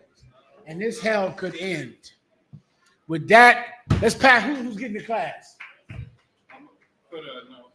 Come on, Quadash. Give Quadash a hand. Quadash put all these precepts together for me tonight. Come on, Quadash. You want to say something first?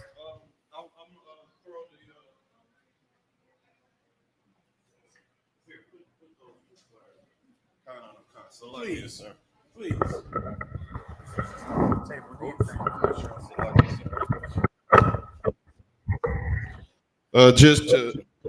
Just to give everybody announcements, just to let you know what's going on with the rest of the week.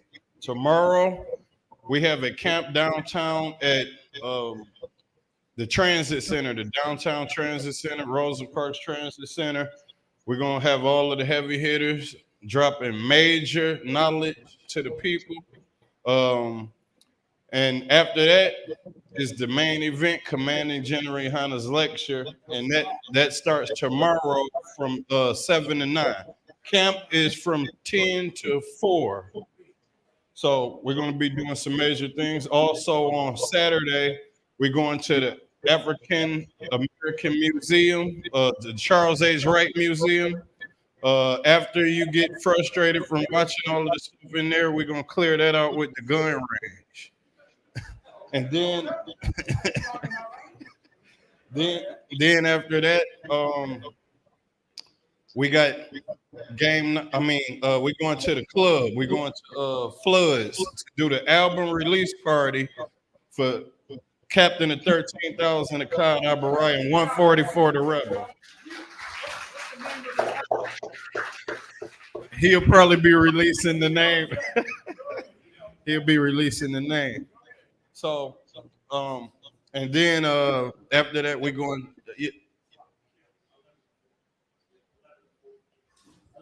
It's 11 to 4 for camp when we go downtown tomorrow. The Motown thing is canceled, but anybody can go into Motown if they want to. We just couldn't get it as a group. I understand. So whoever wants to go to Motown, get down there and go to it. We couldn't get it as a large group. I don't want to. So that's pretty much what's going down. And then we have the Midwest Fire Weekend. We got the Midwest Fire Weekend on Sunday. We're going to be at Chandler Park. Chandler Park. What's the address on there? You could go to the next flyer. What's the address? On this 12801 Chandler Park Drive. Yeah. You heard that? That's where the barbecue is. Commander General Yohana's lecture, the gun range, the camp. If you want to go to Motown, you go to Motown and get it on. I believe that's that. Am we with it? I match you. call it. I'll give you one. Whoever calls it. You want me to do it? Imajim Shabbat. Imajim Barak. Yahweh Shai Barakatha. Sar. Turn to the sisters, please. That's what Sar means. Imajim Shabbat. Imajim Barak. Yahweh Shema Yahweh Shema B'Shem Yahweh Shai. Clap it up. Well done.